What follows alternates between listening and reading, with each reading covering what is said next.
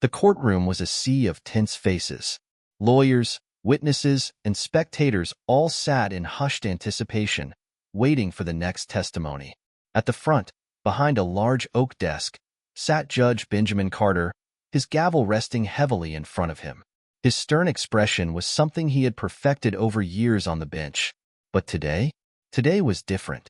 Lily, the little girl in the witness stand, seemed out of place amidst the formality of the courtroom. Barely 10 years old, with her unkempt hair and clothes that looked like they hadn't been replaced in years, she was a stark contrast to the polished suits and crisp ties of the adults around her. Her small hands gripped the edge of the stand, and her eyes darted nervously between the judge, the prosecutor, and the defense attorney. The case she was here for was heavy. Her mother, Carla, had been accused of neglect, her record filled with incidents of drug abuse and neglecting Lily's basic needs. The state was pushing for full custody of Lily, a chance for her to escape the environment that had torn her family apart.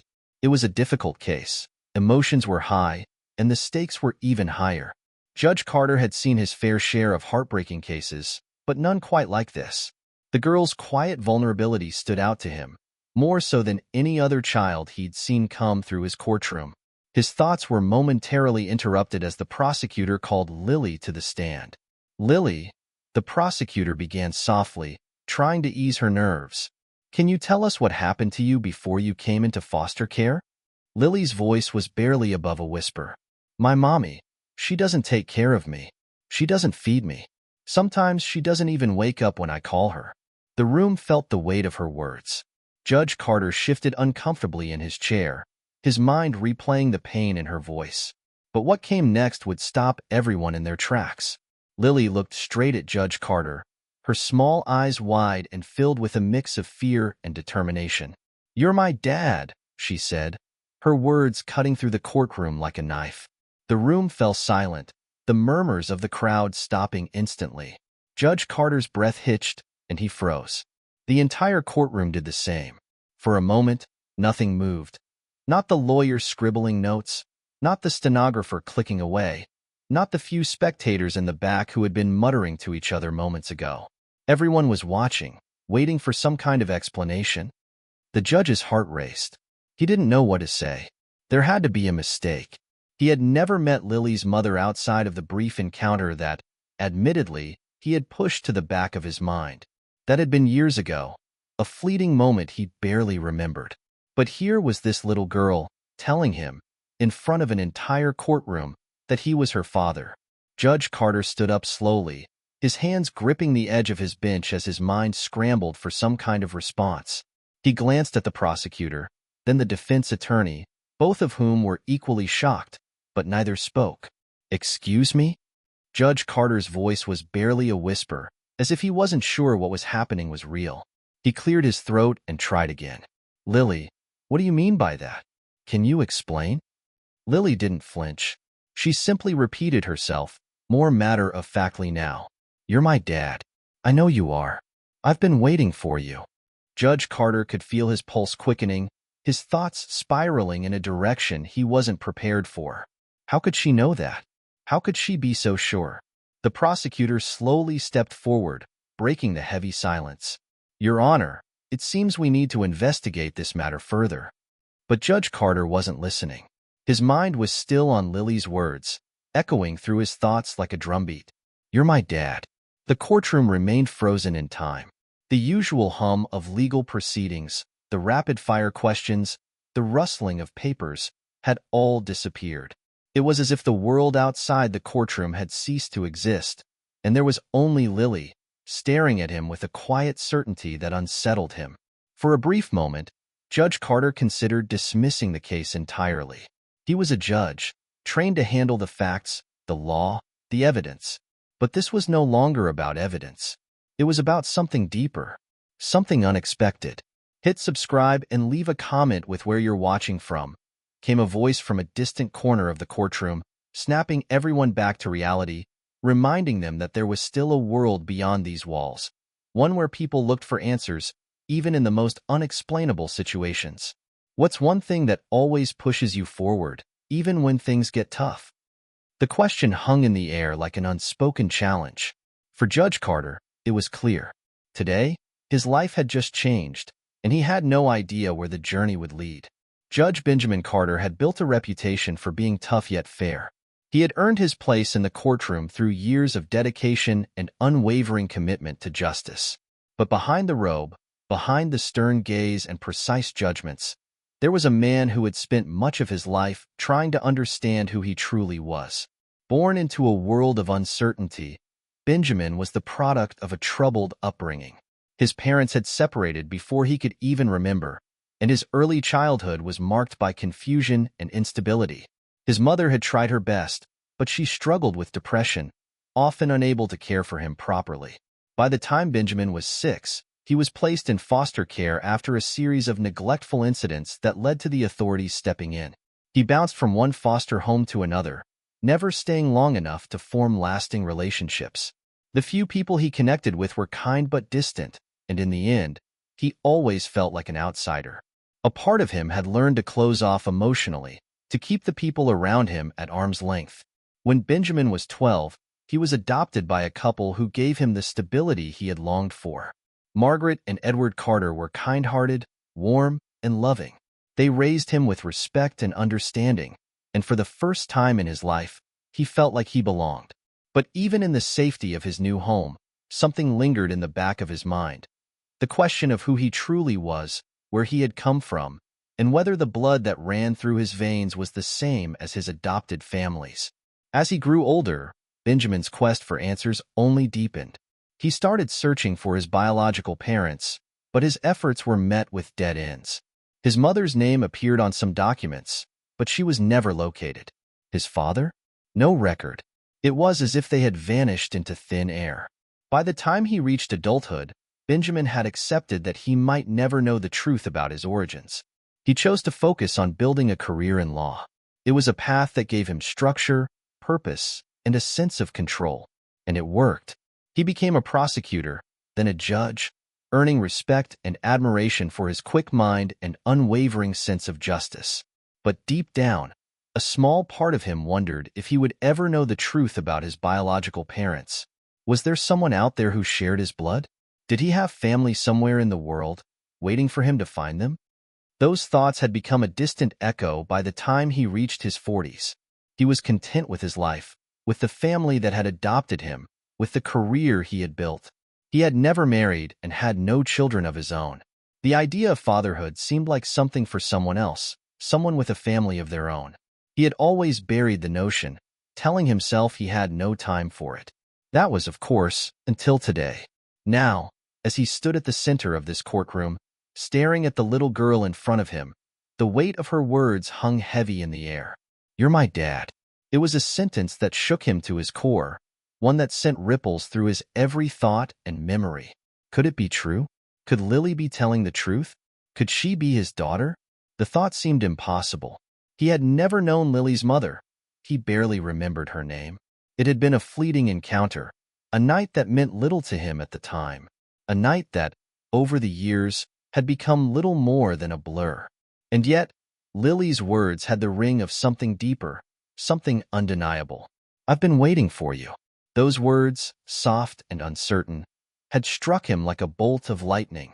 Back in his chambers after the hearing, Benjamin sat at his desk, the heavy weight of his thoughts pressing down on him. His hands rested on the arms of his chair, his fingers tapping an almost rhythmic beat, though his mind was anything but at ease. His thoughts kept returning to the one-night stand he had with a woman named Carla, a few years before he became a judge. He remembered her smile, her laughter, but little else. The encounter had been brief, no strings attached. He had never imagined it would lead to anything more. But now everything was different. Benjamin stared at the stack of case files on his desk, his mind struggling to focus on the matters at hand. He felt torn between his professional responsibilities and a personal mystery that was slowly unraveling in front of him. Could it really be true? He whispered to himself. Could this little girl, with her deep brown eyes and quiet determination, really be his daughter? Could she be the child he never knew existed? His thoughts were interrupted by the sound of a knock on his door. Detective Sam Harris, a longtime friend and confidant of Benjamin's, stepped into the room. Sam had been a part of Benjamin's life for years, even before he became a judge. They had shared countless cases together, and Sam was one of the few people Benjamin trusted implicitly. "Hey, Ben, you okay?" Sam asked, concern etched across his face as he took a seat across from Benjamin's desk. Benjamin ran a hand through his hair, his thoughts still churning. "You heard what happened in court, right?" Sam nodded slowly. "Yeah, I did. That's something else, man." Benjamin sighed, leaning back in his chair, trying to compose himself. "I don't know what to make of it, Sam. She said I'm her father. I don't remember her mother. Not really. But the more I think about it, the more I wonder if there's something I missed. Something I didn't know." Sam watched him carefully, sensing the inner turmoil his friend was battling. "You think it's possible?" Benjamin hesitated before answering. "I don't know, but I have to find out. I can't just ignore it. I owe her that much." Sam nodded, his eyes narrowing as he processed the situation. "You want me to look into it? See if we can track down her mother? Maybe even confirm this paternity claim?" Benjamin's eyes flickered with resolve. "Yes, I need to know. I can't live with the uncertainty. Not after what she said today." Sam stood up, his expression firm. "You got it, Ben. I'll get started on it right away." As Sam left the room, Benjamin sat back, his mind racing with 1,000 questions. He knew the road ahead wouldn't be easy. Uncovering the truth would bring complications, both legal and personal. But for the first time in his life, Benjamin felt the weight of something far more important than justice in the courtroom. He felt the pull of fatherhood, and no matter where it led, he knew there was no turning back now. Lily sat in the small foster home, her hands clasped tightly in her lap. The walls were painted a soft blue, the kind of color that was meant to soothe, but it did little to calm the storm raging in her mind. She had been placed in this home only a few days ago, but already, it felt like another stop in a long string of temporary shelters, a list of places where she had never truly felt safe or loved. She tried not to think about her mother, or what was left of the life she had known. It was easier to think about the moment in the courtroom, the moment when she had finally spoken the truth. "You're my dad." The words still echoed in her ears. She wasn't sure why she had said them so loudly, so confidently, but it had been a moment of clarity, a moment when everything inside her had come together. She had spent years wondering who her father was, why her mother had never talked about him, and why there had never been a father figure in her life. She had been told to just forget about it, that her mom was all she needed, that she didn't need to think about anyone else. But Lily had always known, deep down, that there was more to the story. There had to be. When she had looked at Judge Carter in that courtroom, something inside her clicked. He was the one. There was no mistaking it. She didn't know why or how, but she just knew. He was her father. The foster mother, Mrs. Morrow, had tried to calm her down after the trial. "It's okay, honey. Everything will be okay." But Lily knew it wasn't okay. Not yet. Lily had spent much of her short life being told that her emotions didn't matter, that what she wanted didn't matter. Her mother had been in and out of jail, and the few foster homes she had been in had always felt temporary, like she was being passed around from one place to another. But today, something felt different. The man in the courtroom had looked at her, and for the first time, she saw something in his eyes that made her think maybe, just maybe, she wasn't alone in this world. Meanwhile, back in the courtroom, Judge Carter sat in silence, the image of Lily's face still fresh in his mind. He had expected many things to happen today. A usual stream of testimony, legal jargon, and procedural back and forth. But what had happened, what Lily had said, had shaken him in a way he couldn't explain. There was no way to deny the look in her eyes, the pleading in her voice. It wasn't a child's attempt at making up stories or a desperate cry for attention. It felt real. It felt truthful. The prosecutor had suggested that they move forward with the trial, that they focus on the matter at hand, whether Lily's mother was fit to retain custody of her daughter. But the truth was, the courtroom wasn't focused on that anymore. Everyone's attention had shifted. It had shifted to the possibility that Lily's words weren't just the ramblings of a confused child. What if she was right? Judge Carter had always been a man who prided himself on his impartiality. He'd kept his personal life separate from his work, avoided mixing emotions with professional duties. But this case, this girl, was different. He had no idea what to do with this information. How could he just ignore what Lily had said? How could he turn his back on her claim that he was her father? The day after the trial, the court proceedings had adjourned for a brief break. As the other parties made their way out of the courtroom, Benjamin found himself alone. Staring at his desk, his mind was racing with questions. How could this happen? Was it possible that Lily was actually his daughter? He felt like a fool for not having considered it sooner. Over the years, he'd buried the thought of his biological family so deep that it had almost become a distant memory. But now, with the possibility of fatherhood staring him in the face, it was impossible to ignore. He picked up the phone and dialed his friend, Detective Sam Harris. "Sam, I need you to help me look into something," Benjamin said, his voice quiet, almost uncertain. "I need you to find out everything you can about Lily's mother.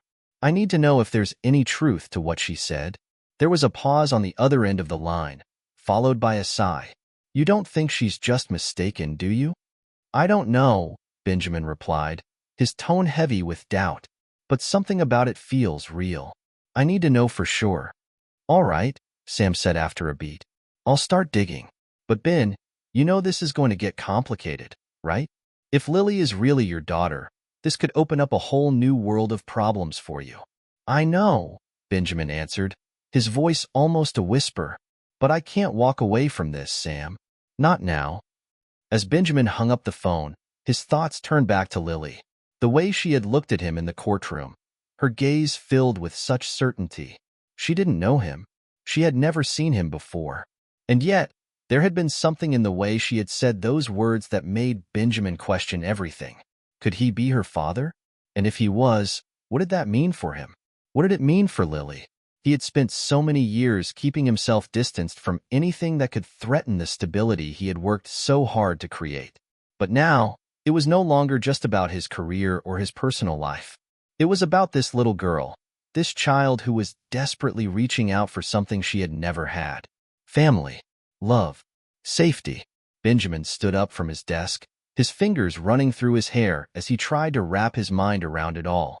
He had always prided himself on being a man who dealt with facts, with evidence, with truth. But this wasn't something that could be solved by legal briefs or courtroom arguments. It was personal, it was emotional, and it was real. "You're my dad," Lily had said. The words haunted him, and he knew that no matter what happened next, his life would never be the same. The days following the trial were filled with a kind of quiet chaos for Judge Benjamin Carter. His mind raced, constantly returning to Lily's words, "You're my dad." He couldn't shake them. They echoed in his thoughts as he sat in his chambers, reading case files, meeting with his colleagues. But his mind always wandered back to the little girl in the courtroom. What was the truth?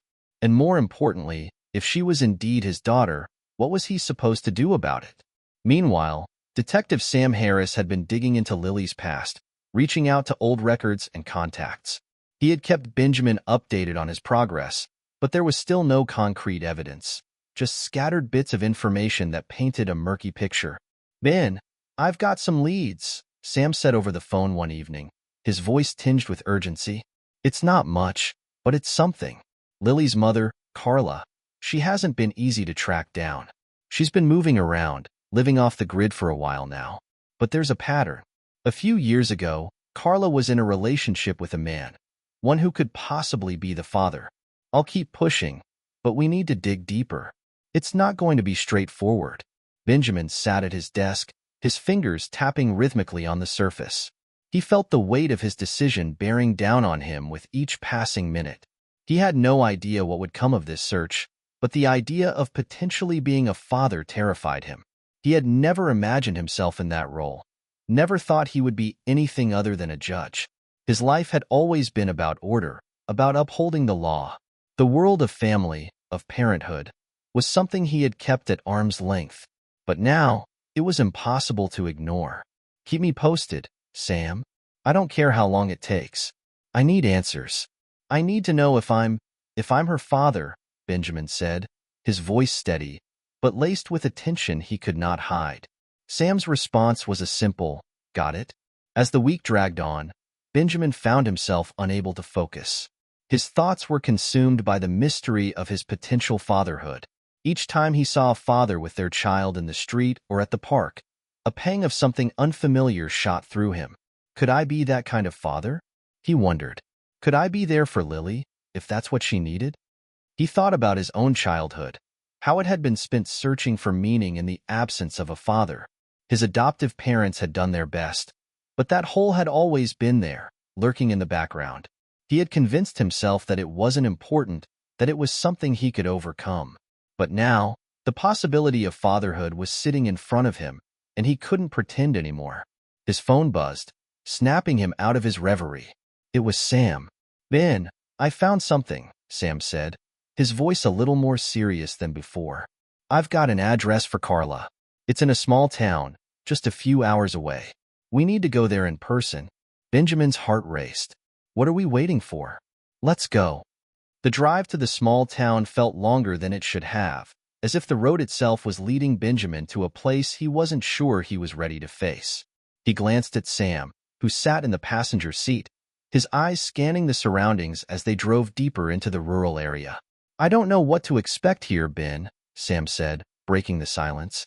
"This could get ugly. You don't know what you're walking into."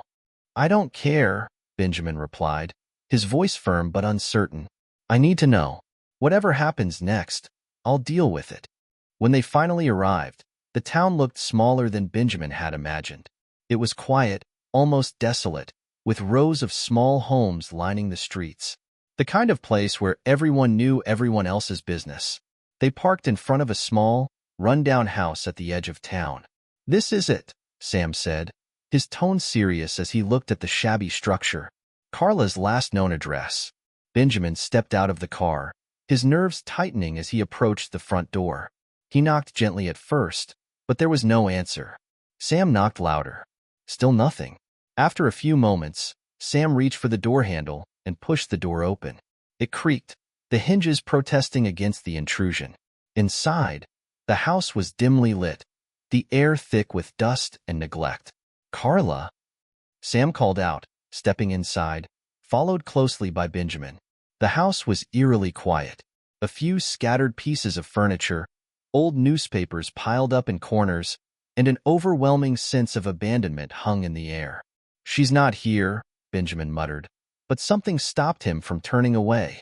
There was a small table against the wall, littered with photographs and papers. One photograph caught his eye, a faded picture of a young girl with bright, curious eyes and a wide smile. Lily. Benjamin's heart skipped a beat as he walked over and picked up the photo. It was an old picture, perhaps from years ago, but it was unmistakable. The same girl who had sat in the witness stand, the same girl who had called him her father. "This is her," Benjamin whispered, his voice thick with emotion. He set the photo back down, his hand trembling. "This is the girl from the courtroom. She's been here. She's been with her mother." "Ben," Sam said softly, his voice filled with sympathy. "We still don't have confirmation. We can't jump to conclusions." But Benjamin couldn't shake it. The photo, the evidence, the connection to Lily, it was all too real. There was a part of him that feared what this meant, that feared the responsibility of fatherhood, but there was also a part of him that felt something he hadn't felt in years, a connection, a sense of belonging. "This is her world, Sam.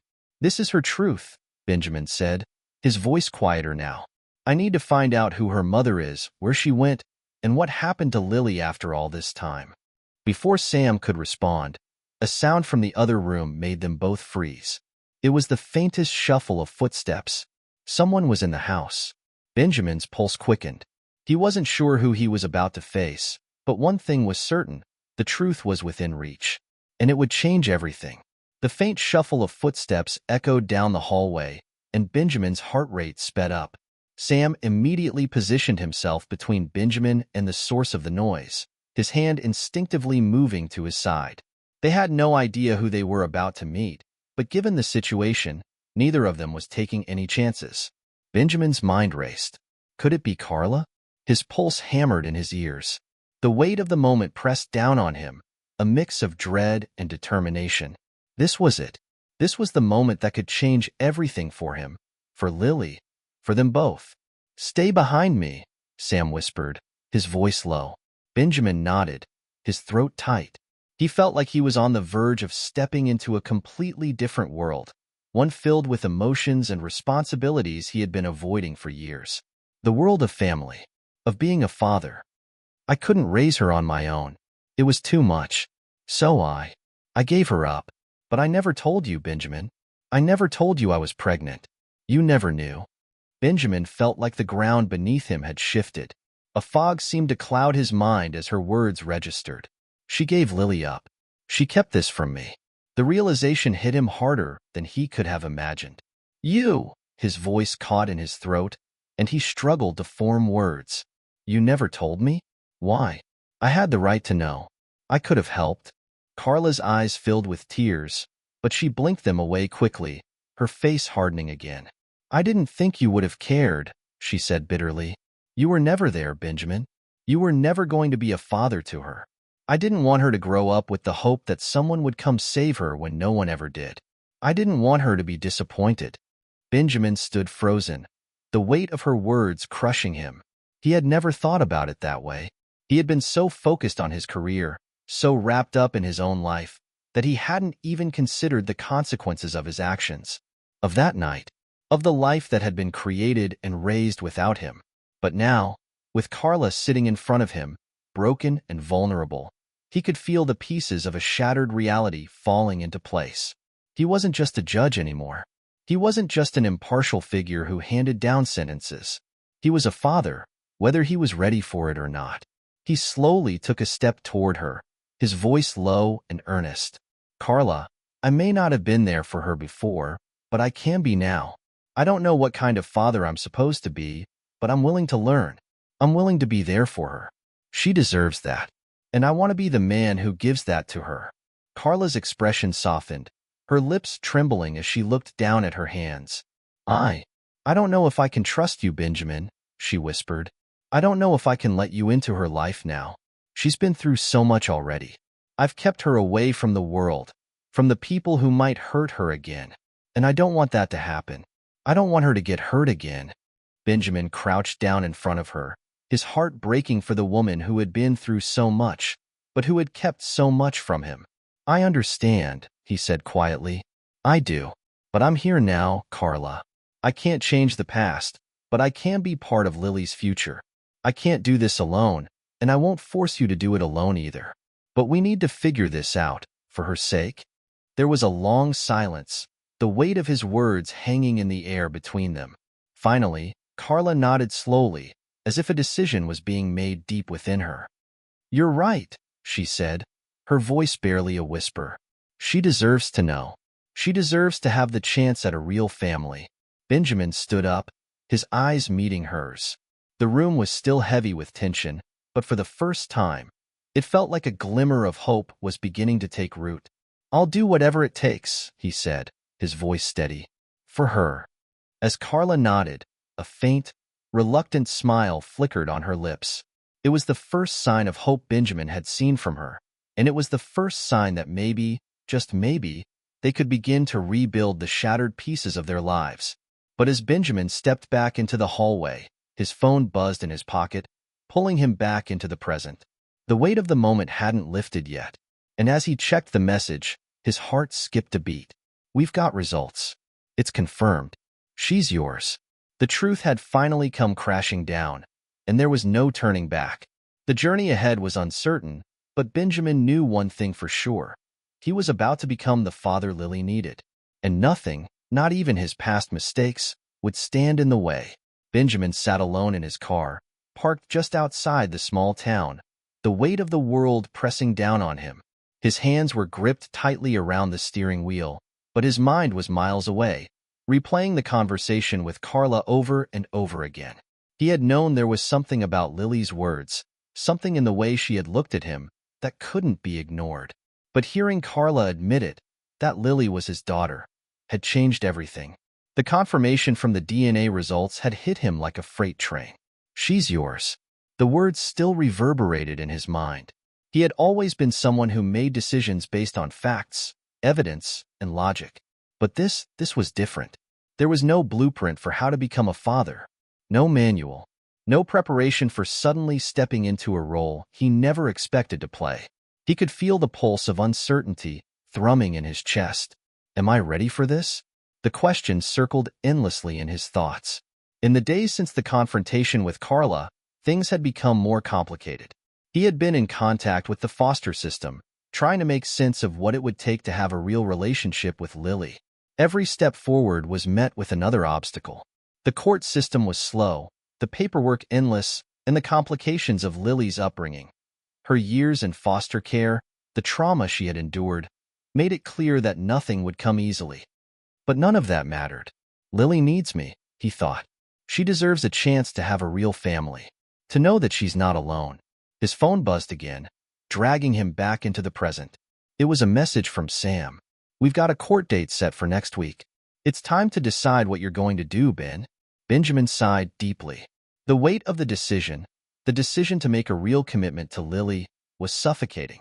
But there was something else in Sam's words, a subtle urgency that Benjamin couldn't ignore.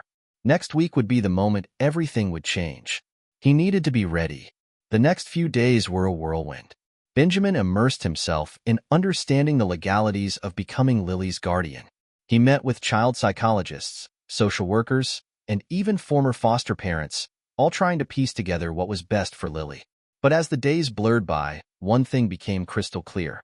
The court system could give him legal rights, but only his actions could give him the father-daughter bond Lily so desperately needed. Lily's case was fragile, to say the least. Her years in foster care had left her hesitant, withdrawn, and wary of any form of emotional connection. He had learned about her traumatic past, how she had been abandoned and neglected by her mother, and how she had learned to keep everyone at arm's length. She had spent years trying to survive, never once believing that someone would truly be there for her. But now, Benjamin knew that he had to prove her wrong.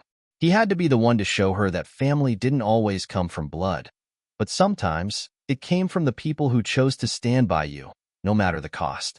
The day before the court hearing, Benjamin stood in front of his mirror, adjusting his tie, trying to steady his nerves.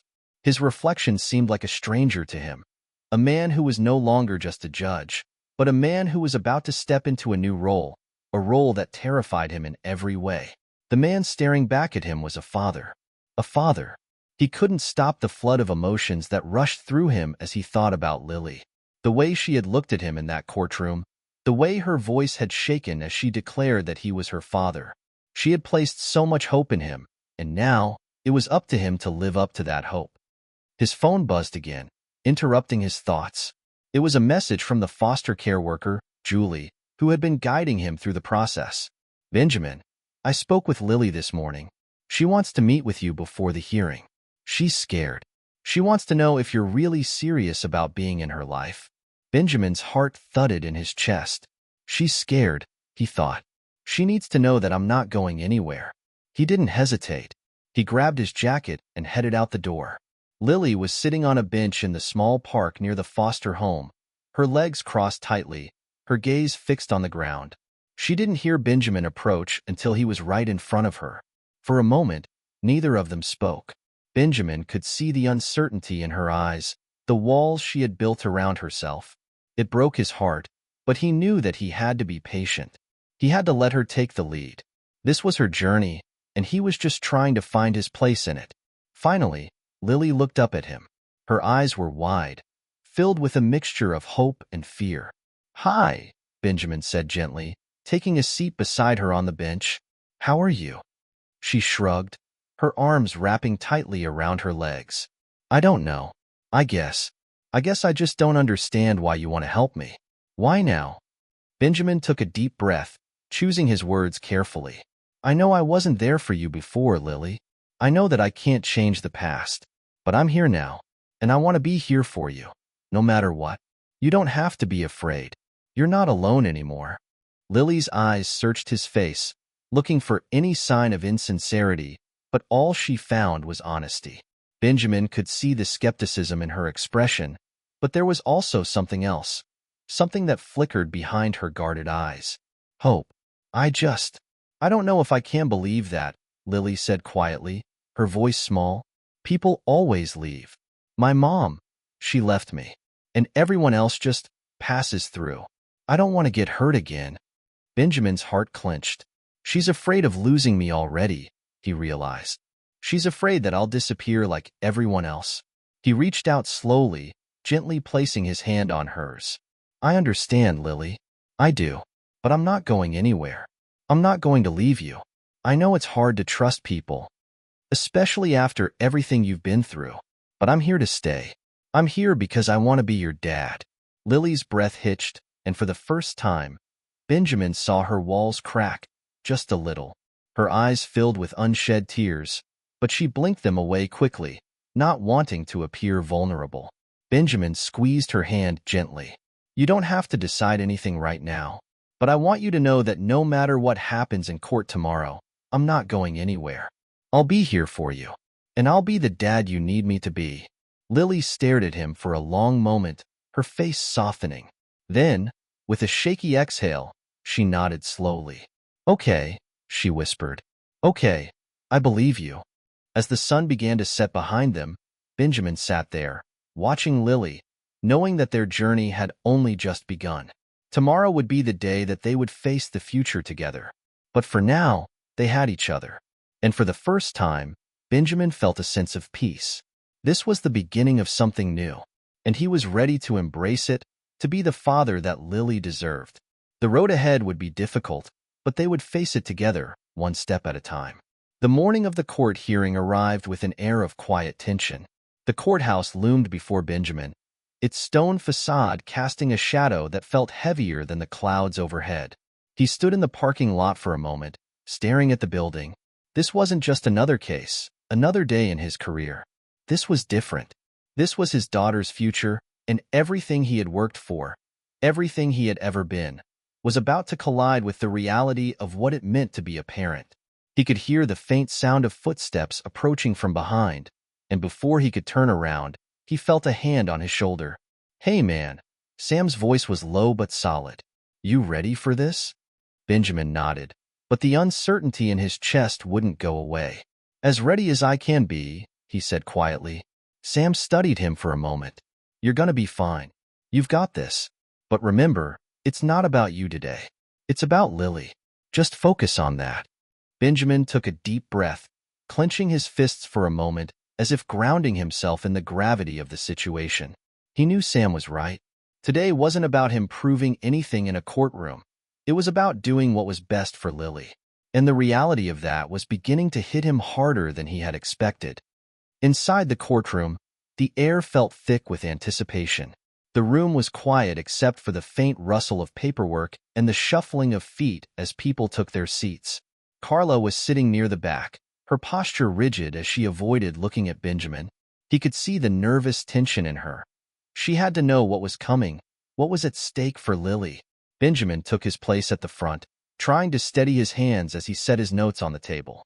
His gaze wandered briefly over to where Lily was sitting with her social worker, her small frame hunched over, looking out of place in the sea of stern faces and legal jargon that filled the room. She looked up for a moment and caught his eye. There was a faint flicker of recognition in her gaze, but also a shadow of doubt. He gave her a small, reassuring nod. She didn't return it, but the briefest of smiles played at the corner of her lips. The judge entered, the room quieting immediately. Judge Martin took his seat at the bench, and everyone stood in respect. As he settled into his chair, he glanced down at the files in front of him, his gaze flickering briefly over Benjamin before he cleared his throat. This is the case of Lily Thompson, the judge began, his voice steady, yet stern. A custody hearing to determine the future of the child, considering the petitioner's request for guardianship. The weight of the words seemed to hang in the air, as if the future of this little girl was being decided in that very moment. Benjamin could feel the pressure of it, his mind trying to focus on the task at hand, but his thoughts kept drifting back to Lily. She's depending on me. His breath caught as he thought about her fragile trust, the way she had looked at him the day before in the park, unsure yet hopeful. He couldn't afford to mess this up. He wouldn't. Mr. Thompson, Judge Martin addressed him, and for a brief second, Benjamin's heart skipped a beat at the use of his last name. What is your request in this matter? Benjamin stood, adjusting his tie, and taking a moment to steady himself, he met the judge's gaze, his voice firm. "Your Honor, I'm here today to request full custody of my daughter, Lily. I understand the gravity of this decision and the responsibility that comes with it. I am fully committed to providing her with a stable and loving home." There was a murmur from the crowd behind him, and Benjamin could feel the eyes of the room on him, weighing his every word. He cleared his throat and continued. "Lily and I have only recently discovered the truth about our relationship. I know that I am not the perfect father, and I know that I have made mistakes in the past. But I am here now, and I want to be the father she deserves. She has been through a lot, Your Honor, and I know it won't be easy. But I am prepared to fight for her, to prove that I can give her a home, a family, and a future. I am asking you to allow me the opportunity to be that for her." He paused, letting his words settle in the room. The silence stretched on, and for a moment, he could only hear the sound of his own heartbeat in his ears. He glanced at Lily again, sitting in the back, her eyes trained on him, watching him carefully. Judge Martin nodded slowly, but his expression remained impassive. "I see. And Ms. Carla Thompson, what is your position regarding this request?" Carla stood up, her voice immediately sharp as she spoke. "Your Honor, I object to this request. Benjamin Thompson has not been involved in Lily's life until now. He has not shown any interest in being a father to her for years. I don't believe it is in her best interest to suddenly uproot her and place her in a home with someone who is a stranger to her." Benjamin's stomach twisted at her words, but he held his ground. She's still fighting this, he thought. She's still holding on to her fear. "I know I wasn't there before," he spoke, his voice steady but filled with emotion. "But I am here now, and I promise you, Carla, I will not let her down. I'm not asking for a quick decision. I'm asking for the chance to prove myself as her father." The tension in the room thickened as the judge listened carefully to both sides. Carla's gaze flickered toward him, her eyes filled with anger and frustration, but also something else, something darker, a fear that she wouldn't let herself acknowledge. The judge adjusted his glasses, his expression neutral. "I understand both of your positions. However, this is not a decision I take lightly. The welfare of the child is paramount. We will take a short recess to allow both parties to prepare for closing statements before I make my ruling." As the judge stood and the room began to empty, Benjamin stayed seated for a moment, his thoughts racing. The weight of the situation was pressing down on him, and he could feel the sense of urgency building inside. He had one chance at this, one opportunity to prove that he could give Lily what she needed. As the crowd murmured and people shuffled toward the exits, he found himself standing alone for a brief moment. And then, Lily's voice broke through the noise. "Mr. Thompson," she called softly, her small voice trembling slightly. Benjamin turned around to see her standing near the door, her hands wringing nervously. She was looking at him, her eyes wide and searching. "I'm scared," Lily said, her voice barely above a whisper. "What if I don't fit in with you? What if I'm not enough?" The words hit Benjamin harder than he expected. What if she's afraid I'll disappoint her? He took a few steps toward her, his heart heavy with understanding. "Lily," he said softly, "you don't have to be anything other than yourself, and I'm not going to make you fit into anything. I'm here for you, just as you are. No matter what happens in there, I'm not going anywhere. You are enough, and I will never stop being there for you." Her eyes searched his face for any sign of hesitation, and after a long moment, she nodded slowly. It wasn't much, but it was enough. For the first time, Benjamin felt like they might be able to move forward. As the recess ended and everyone returned to the courtroom, Benjamin could feel the finality of the moment approaching. It was no longer just about the legal arguments or the fight for custody. It was about Lily, and whether he could prove that he was the father she deserved. With every step he took toward the front of the room, he knew that his life had already changed. But the question remained. Could he show Lily that he could be the father she had always needed? The courtroom was eerily quiet as everyone settled back into their seats, the tension palpable. Benjamin's heart raced in his chest, each beat loud in his ears as he glanced at Lily, sitting in the back with her hands clenched tightly in her lap. He could see the uncertainty in her posture, the same hesitation that had been there the entire hearing, but now it felt heavier, more desperate. She was waiting for him to prove he could be the father she needed, waiting for him to give her something she had never been given: hope. He sat down at the table, his mind racing with 1,000 thoughts. Did I do enough? Did I convince them? Every word, every argument felt like it had been both important and insufficient. But there was nothing more he could say. Now, it was up to Judge Martin. The judge had remained calm, impassive, throughout the hearing, his eyes always carefully calculating. He hadn't given anything away. Benjamin had no idea which way the decision would go. Judge Martin sat back down at the bench, the gavel in his hand. The room fell into a heavy silence, and for a moment, everything seemed to freeze. Time, the people, even Benjamin's own thoughts. There was only Lily, his daughter. He could feel her presence behind him, the weight of her gaze. The judge cleared his throat and looked down at the paperwork in front of him. After careful consideration of the arguments presented, he began, his voice steady but full of authority. I have come to a decision regarding the guardianship of Lily Thompson. Benjamin's breath caught in his throat, and he saw Lily's hands tighten even more in her lap. It was the moment that would shape both their futures, the moment that would decide if he was truly ready to step into this role, if he was worthy of it. Judge Martin continued, his voice calm. It is clear that the petitioner, Mr. Benjamin Thompson, has made a compelling case for his commitment to his daughter. He has demonstrated a sincere desire to build a relationship with Lily and provide her with a stable, supportive environment.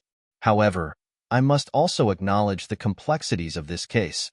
The trauma Lily has experienced, the uncertainty that has shadowed her life for years. Benjamin held his breath, waiting for the next words, the ones that would change everything. Therefore, I am granting Mr. Thompson provisional guardianship of Lily Thompson, the judge announced, his gavel coming down with a decisive thud. This decision is made with the understanding that both Mr. Thompson and Lily will continue to receive support through counseling and social services as they work to build their relationship. Regular reviews will be conducted to ensure that Lily's well-being is prioritized, and that the transition into this new family structure is healthy and positive. The words were a blur, but one phrase stood out like a beacon: provisional guardianship. Benjamin's heart pounded in his chest. It wasn't a complete victory yet, not full custody, but it was a significant step. For Lily, for them, it was a chance to prove that he could be the father she needed. Behind him, he heard a soft, hesitant gasp. It was Lily. She was standing now, her wide eyes filled with disbelief, as if she were still processing what had just happened. Benjamin turned slowly, his hands trembling. "Lily," he said softly, stepping toward her. This is just the beginning. We've got a long way to go, but I'm here for you. I'm not going anywhere." She didn't respond immediately, but her lips parted, her eyes searching his face. And then, as if she could no longer hold it back, the first tear slid down her cheek. I didn't think it would happen," she whispered, her voice thick with emotion. "I didn't think you really wanted to be my dad." Benjamin stepped closer, gently pulling her into his arms. "I know," he said, his voice thick with emotion too. "I know you didn't, but I do. I really do, Lily, and I'm not going anywhere." The tears that Lily had been holding back for so long began to fall freely now. It wasn't just relief. It wasn't just gratitude. It was something deeper, something more primal. The raw release of emotions that had been buried beneath years of fear and doubt. Benjamin held her tighter, feeling the weight of her small frame against his chest, and for the first time in his life, he knew what it felt like to truly be needed, to have someone who depended on him in a way that was both terrifying and humbling. The judge's voice interrupted their moment, but Benjamin barely heard it. The ruling was final, the decision made. It was time to begin the long road ahead. After the hearing, the room slowly began to empty, but Benjamin and Lily stayed behind. He watched as she wiped her eyes, a tentative smile forming on her face. There was still so much to be done, so many challenges ahead, but at this moment, Benjamin felt the weight on his chest lift slightly. They had a chance. They had a beginning. As they walked out of the courtroom together, he could feel Lily's hand, small and tentative, slip into his. Her grip was uncertain, but it was a start. It was a connection. For the first time, he felt like he might be able to do this, to be the father Lily deserved. It wouldn't be easy, and there would be moments of doubt, moments when they would both question if they could truly make it.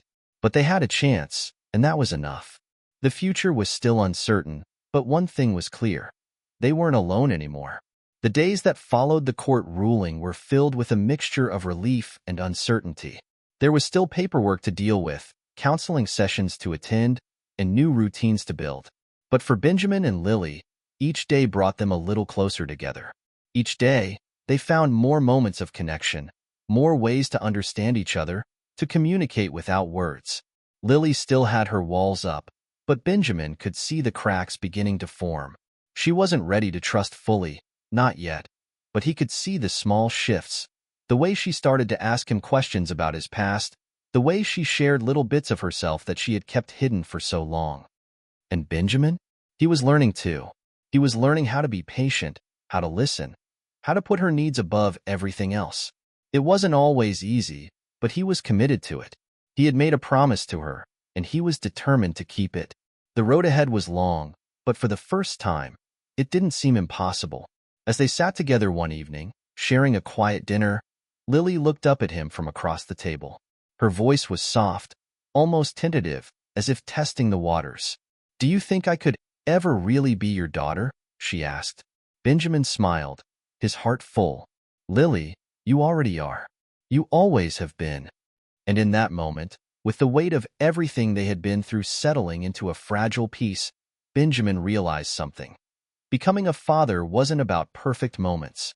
It was about the promise of being there, of showing up day after day, no matter what. And he was going to keep showing up. For her. For them. The weeks following the court decision were filled with a quiet sort of routine. One that Benjamin was still adjusting to, and one that Lily was still hesitant to accept. Though the provisional guardianship had granted him the legal right to be her guardian, the real work had just begun. Trust wasn't something you could claim with a piece of paper. It had to be earned. And with every day that passed, Benjamin knew that building that trust with Lily was going to be his greatest challenge and his greatest reward. He had moved into a small 2-bedroom house just outside the city. It wasn't much, nothing extravagant, but it was theirs. A place where they could start fresh. A place where Lily could have a room of her own, a space to call home. And more importantly, a space where they could slowly begin to weave the fragile threads of a relationship that neither of them had known how to nurture. Lily's room was the last one Benjamin had painted. It was a soft lavender color, calming and serene. He had even hung up some pictures on the walls, photos of animals, nature, and a few abstract pieces. Nothing too personal, but enough to give the room a sense of warmth. When he had shown it to her, Lily's eyes had filled with something close to wonder. She hadn't said much, but the soft smile that played on her lips had been enough. Now, a few weeks later, she was beginning to settle in. She'd started school in the local district, and although she hadn't made any real friends yet, Benjamin could see the subtle shifts in her behavior. She was talking a little more, engaging with him over dinner, and occasionally asking about his day or his thoughts on random subjects. Nothing monumental, but enough to give him hope. Enough to show him that she was starting to let her guard down. But there were still moments. Moments when she would retreat into herself, when the fear of the past would resurface, and she would pull away.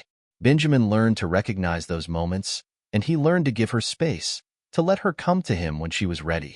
It wasn't easy. There were times when he wanted to press her to talk, to share her fears and frustrations. But he knew that was a line he couldn't cross too quickly. Patience had to become his new way of thinking, his new way of being. One Saturday morning, after they had finished breakfast together, Benjamin was sitting in the living room, reading through some paperwork for work. Lily was in her room, as usual, drawing quietly at her desk. Benjamin glanced up from the papers and watched her for a moment. Her focus was intense, her pencil moving swiftly across the page as she created something, though he couldn't see what it was from where he sat. He debated for a moment, unsure whether he should interrupt her. The old part of him, the part that had tried so hard to be the perfect father figure, always concerned with making things right, urged him to go in and check on her. But he had learned that Lily wasn't ready for that kind of interference. She needed her space, her independence, even if it was just for a few moments. Still, he couldn't shake the feeling that something was changing, something inside her. Maybe, just maybe, she was starting to feel safe here. After a few minutes of silence, Benjamin stood up, walking slowly toward her door. He knocked lightly, waiting for her response. "Yeah?" came Lily's voice, muffled from behind the closed door. "Hey," he called, his voice gentle. "What are you drawing?" There was a brief pause before she answered, her tone quiet but soft. "Just something for you." Benjamin smiled to himself. She had never said anything like that before. "Can I come in?" Another pause. "Sure." He opened the door slowly, stepping into her room. The scent of fresh paper and colored pencils filled the air, and he could see the faint outline of a sketch on her desk. As he moved closer, he realized that the drawing was of a tree, a large, sturdy oak with roots that seemed to stretch deep into the ground. At the top, there were small leaves gently swaying in the wind, and in the middle of the trunk, there was a small heart etched into the bark. "Lily," Benjamin said softly, his voice catching in his throat, "this is beautiful." She looked up from her drawing, her eyes meeting his with an almost unreadable expression. "It's for you," she said, her voice barely above a whisper. "I know you said you'd be there for me, like a tree." Benjamin's heart swelled with emotion at her words. She was starting to trust him. She was starting to see him as something more than just a stranger or a figure in her life. She was beginning to see him as someone who could offer the same kind of stability she had always craved. "I'll always be here, Lily," he said, his voice steady but full of conviction. "Just like that tree. You can lean on me anytime." She didn't say anything in response, but the way she looked at him, the way her shoulders seemed to relax just a little, spoke volumes. She was beginning to let him in. She was beginning to believe in the promise he had made to her. Over the next few weeks, there were more moments like this. Small moments where Lily opened up in her own way, showing him the pieces of herself she had kept hidden for so long. There were no grand confessions, no outpouring of deep emotions. But there were these quiet exchanges, these tiny signs of progress that told Benjamin everything he needed to know. They spent more time together, playing board games, taking long walks in the park, or simply watching movies on the couch. Lily would sometimes rest her head on his shoulder, and Benjamin would savor those moments. They were brief, fleeting, but they were real. They were building something together.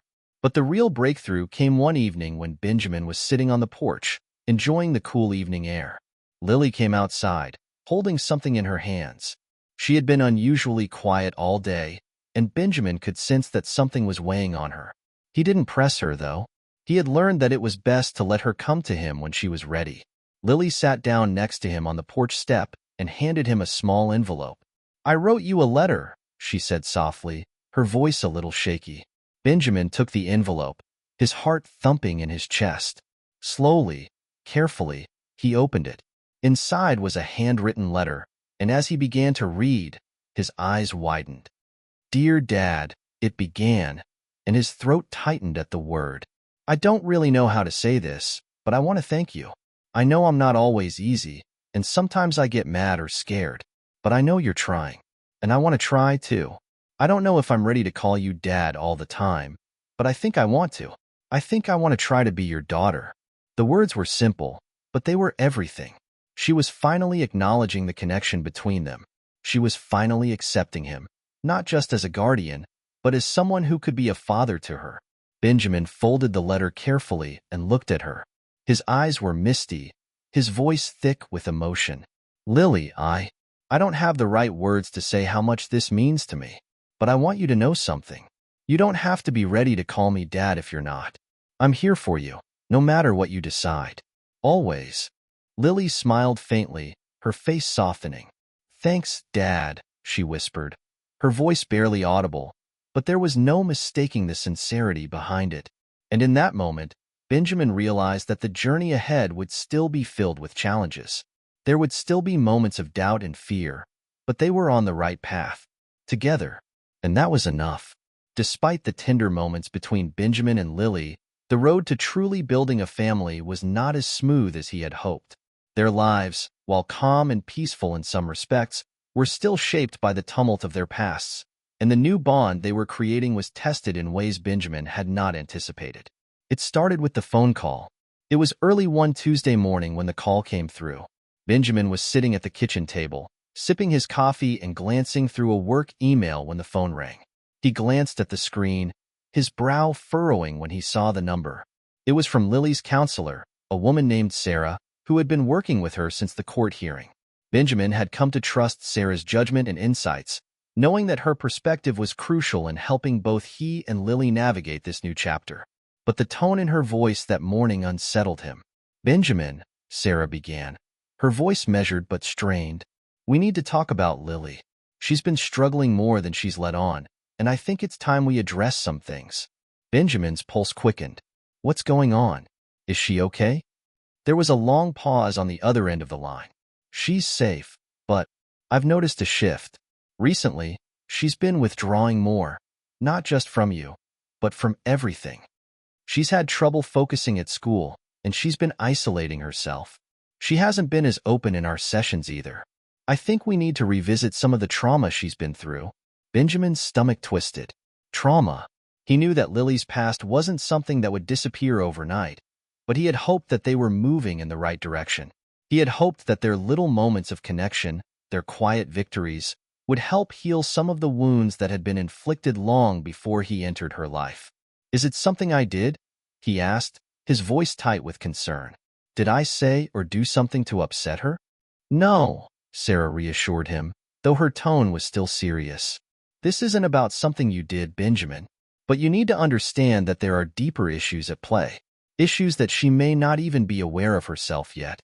Benjamin sighed, feeling the weight of the situation pressing down on him. "What do I do? How can I help her?" "I think we need to have a meeting," Sarah suggested. "It's important that you and I talk about how to approach this with Lily. She needs support, but she also needs to know that she's not alone in this. And that means finding a way to help her reestablish trust, not just with you, but with herself." Benjamin agreed, and they scheduled a time for later that week to discuss everything. But as he hung up the phone, he felt an overwhelming sense of dread. What was happening to Lily? That afternoon, Benjamin found himself standing outside Lily's room, the door closed. He had spent the past few hours mulling over what Sarah had said, trying to figure out what had gone wrong or where he had failed. But nothing made sense. He thought things were going well. They were connecting, weren't they? With a deep breath, he knocked softly on the door. "Lily, can we talk?" There was a pause, then the soft shuffle of feet. The door creaked open, and Benjamin found Lily standing there, looking down at the floor. She wasn't making eye contact, and her arms were crossed over her chest, her usual defense mechanism. "Hey," Benjamin said gently, kneeling so he was at her level. "How are you doing?" Lily shifted uncomfortably, her eyes still on the floor. "I'm fine," she muttered, her voice distant. Benjamin didn't believe her, but he chose not to push too hard. "I spoke with Sarah today." Lily flinched, just slightly, but enough for Benjamin to notice. It was a small reaction, but it confirmed what Sarah had said. Lily was withdrawing. "I know you've been having a hard time," he continued, "and I want you to know I'm here for you. If you ever want to talk about anything, I'm listening, okay?"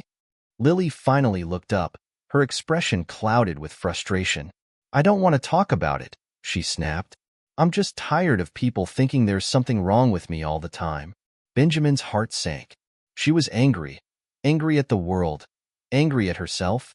Angry at him. He could see the internal struggle playing out behind her eyes, the conflict of wanting to push people away and yet yearning for someone to reach out and pull her back. It was a battle he couldn't fix in a single moment, but he also knew he couldn't give up on her. "Listen," he said carefully, "I don't think there's anything wrong with you, but I do think that what you've been through, it's a lot to carry on your own, and you don't have to carry it alone anymore. If you need time, I understand, but I'll always be here, whenever you're ready." Lily didn't respond at first. She just stood there, her arms still tightly crossed, looking away. Benjamin waited, not pressing her, just allowing the silence to stretch between them. And then, as if she couldn't help herself, she spoke. "I just don't want to be a burden," she said softly, her voice barely above a whisper. Benjamin's heart broke at her words.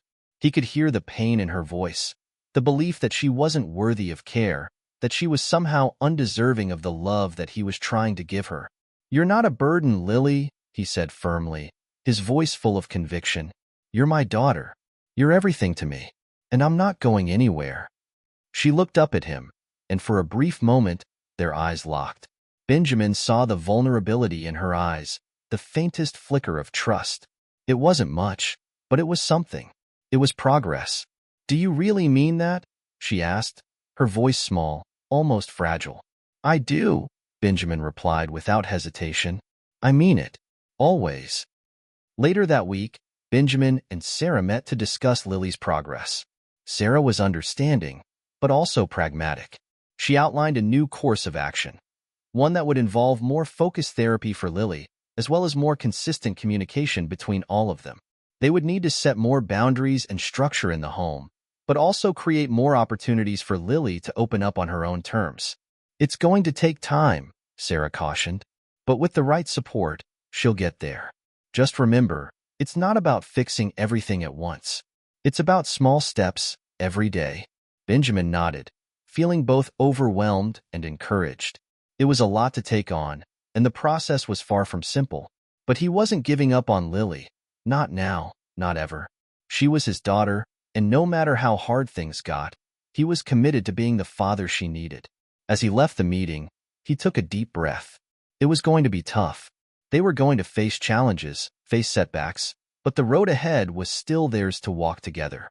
And with each passing day, Benjamin was more certain of one thing. They would find their way through it, together. It was another one of those quiet Saturday mornings when the storm finally hit.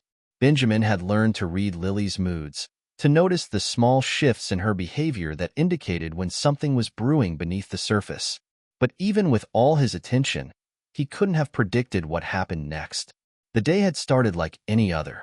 Benjamin was in the kitchen, making pancakes for breakfast, while Lily was in her room, likely sketching or reading. They had fallen into a comfortable routine, and though Lily still had her moments of withdrawal, things had generally been calm. That was until he heard the crash. It was a loud, jarring sound that came from Lily's room. Benjamin's heart leapt into his throat as he rushed down the hall, his feet pounding against the wooden floors. He threw open the door without knocking, half expecting to find the room in chaos, but what he saw stopped him in his tracks. Lily was standing in the middle of the room, her face flushed with anger, her fists clenched tightly at her sides.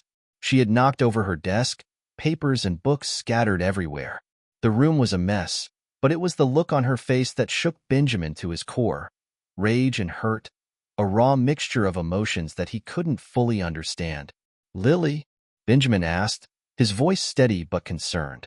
"What happened?" She didn't respond right away. Instead, she just stood there, her breath coming in heavy bursts, as if she were trying to hold back something. Benjamin stepped closer, his hands outstretched, trying to offer comfort, but she flinched away from him. "I hate this," she finally shouted, her voice cracking. "I hate everything. I hate feeling like I'm not enough. I hate that I'm always so messed up. And I hate that you're just trying to fix me, like I'm broken." The words struck Benjamin like a punch to the gut.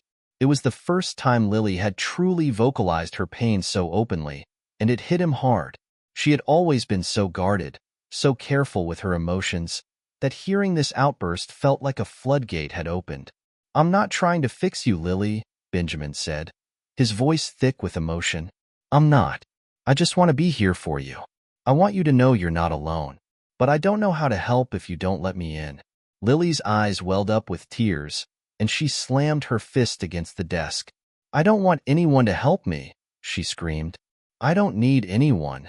Benjamin stood still, unsure how to approach her without making things worse. But his heart was breaking for her.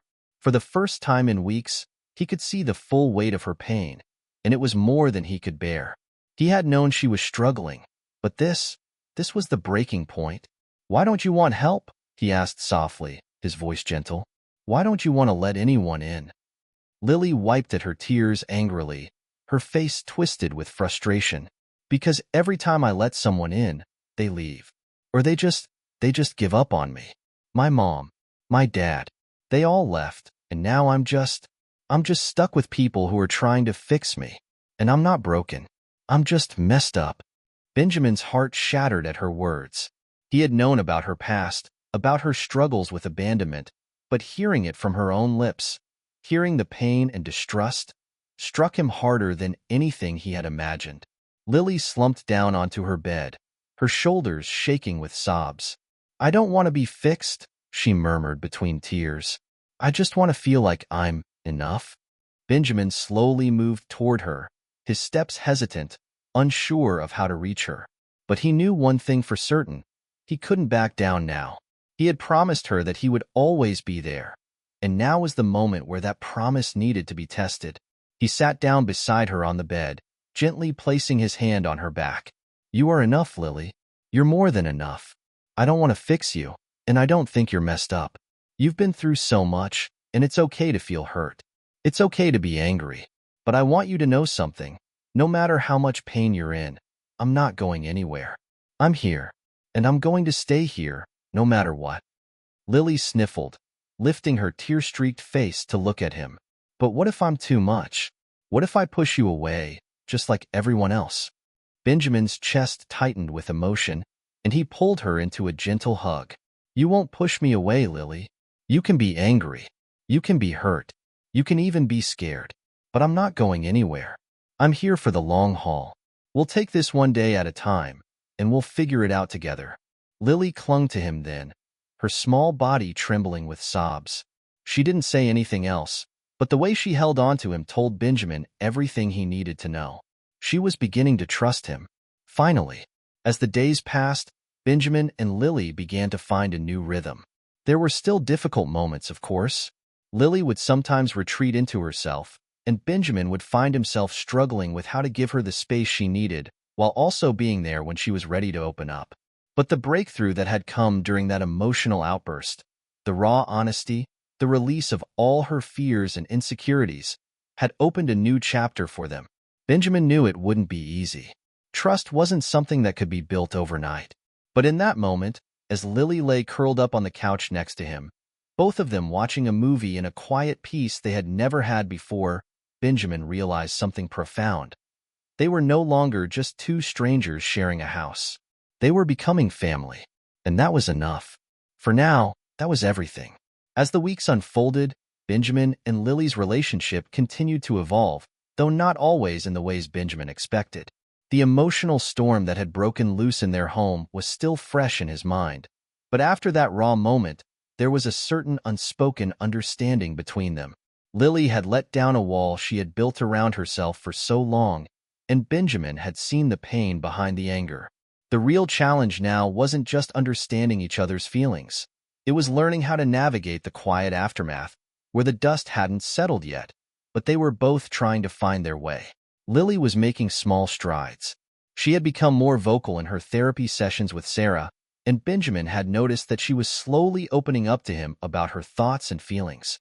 But there were still moments when she would pull away, retreating into herself when things felt too overwhelming. And there were moments when Benjamin wasn't sure whether he should push or wait, unsure of how much space she needed. One Saturday, Benjamin came home from running errands to find Lily sitting on the porch, her sketchbook resting on her lap. She was staring out at the yard, her eyes distant, her pencil moving absent-mindedly across the page. As Benjamin approached, he could see that she was lost in thought, her brow furrowed in concentration. "Hey," Benjamin said softly, leaning against the railing next to her. "What are you drawing?" Lily looked up at him, her expression unreadable. "I don't know," she replied, her voice flat. "Just stuff."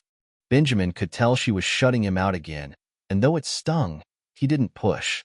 He had learned that patience was his best tool, even if it was the hardest thing to practice. He took a seat next to her, waiting for her to decide whether or not she wanted to continue the conversation. They sat in silence for a while, the only sound being the rustling of the leaves in the trees and the faint hum of distant traffic. Benjamin watched her, letting her have the space she needed, but his mind kept returning to something Sarah had said during their last meeting. Lily needs to feel like she has control of her own life. She needs the space to make decisions for herself, even if those decisions don't always align with your hopes. It was advice Benjamin had tried to take to heart, but it wasn't always easy to remember. He was still learning how to be a father to Lily, how to navigate her world without pushing too hard or stepping on her toes. After a long pause, Lily finally spoke, her voice barely above a whisper. "I've been thinking about school." Benjamin turned his attention fully toward her, sensing that she was about to say something important. "What about it?" "I don't like it," she muttered, her eyes flicking to the ground. "I don't fit in there. I don't have any friends, and the kids just stare at me like I'm some kind of freak." Benjamin felt a pang in his chest, the weight of her words hitting him harder than he expected. "You're not a freak, Lily. I know it's tough, but things will get better. You just need time." Lily shook her head, her voice trembling. "I don't want to wait. I want to go back to my old school. At least there, I wasn't invisible." Benjamin paused. This was unexpected. He knew Lily had struggled with fitting in at her old school, but he hadn't realized just how much she missed it, just how badly she wanted things to go back to the way they were. "Lily," he began carefully, "I understand that you're feeling out of place, but this is a new start for both of us. And sometimes, new starts are hard. But you're not alone. I'm here with you, every step of the way. We can get through this together." But Lily wasn't listening. She was too wrapped up in her frustration, her feelings of being left out, isolated. "I don't care," she snapped, her eyes flashing with anger. "You don't get it. You don't know what it's like to be the weird girl who nobody talks to. You don't know what it's like to not have anyone who cares about you." Benjamin's heart sank at her outburst, and for a moment, he didn't know how to respond. The anger, the hurt, it all seemed so much bigger than anything he could fix in that moment. He felt a deep sense of helplessness, unsure how to bridge the gap between what Lily was feeling and what he was trying to offer her. "I do get it, Lily," he said quietly, his voice steady but full of emotion. "I don't know what it's like to be you, but I know what it feels like to be alone.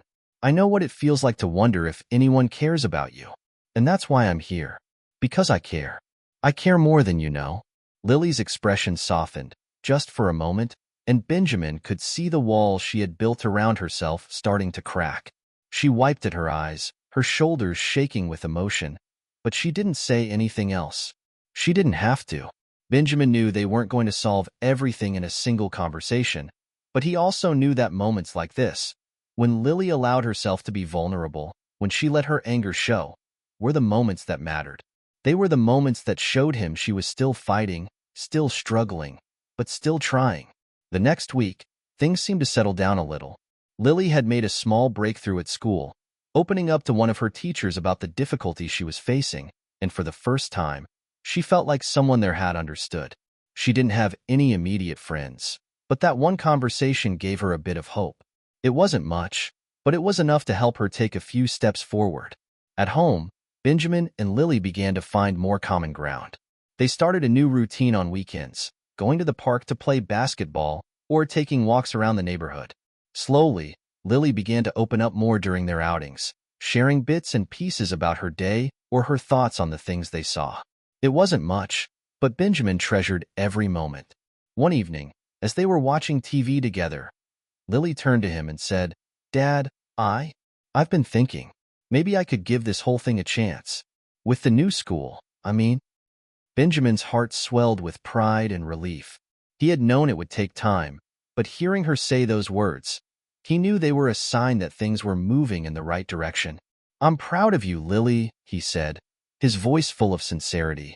"You're doing great, and I'm with you, no matter what, every step of the way." Lily smiled faintly, her eyes softening with gratitude. It wasn't a big breakthrough, but it was a small victory, and to Benjamin, it was everything.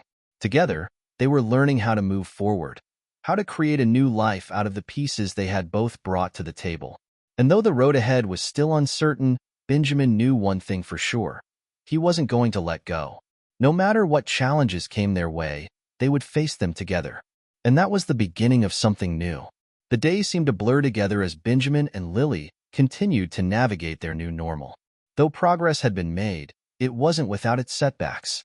Every time Benjamin thought they had reached a point of understanding, Lily would pull back again, retreating into the shadows of her insecurities.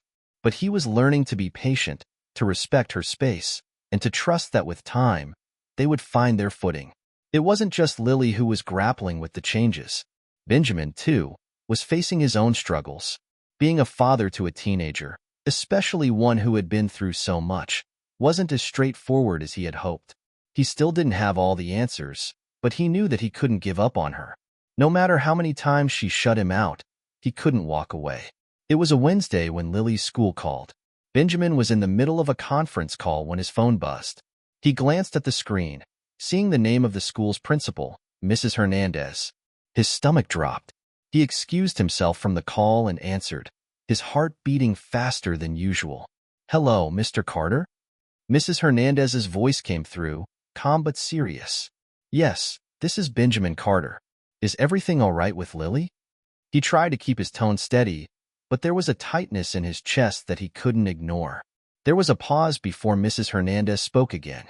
"I'm afraid Lily has been involved in an incident today. She had an altercation with another student, and we need you to come down to the school immediately." Benjamin's mind raced. An altercation? Lily? He hadn't received any warnings about behavior problems recently. He couldn't understand what had happened. "I'll be right there," Benjamin said, his voice tight with worry. He hung up and grabbed his keys, the weight of the conversation already settling on his shoulders.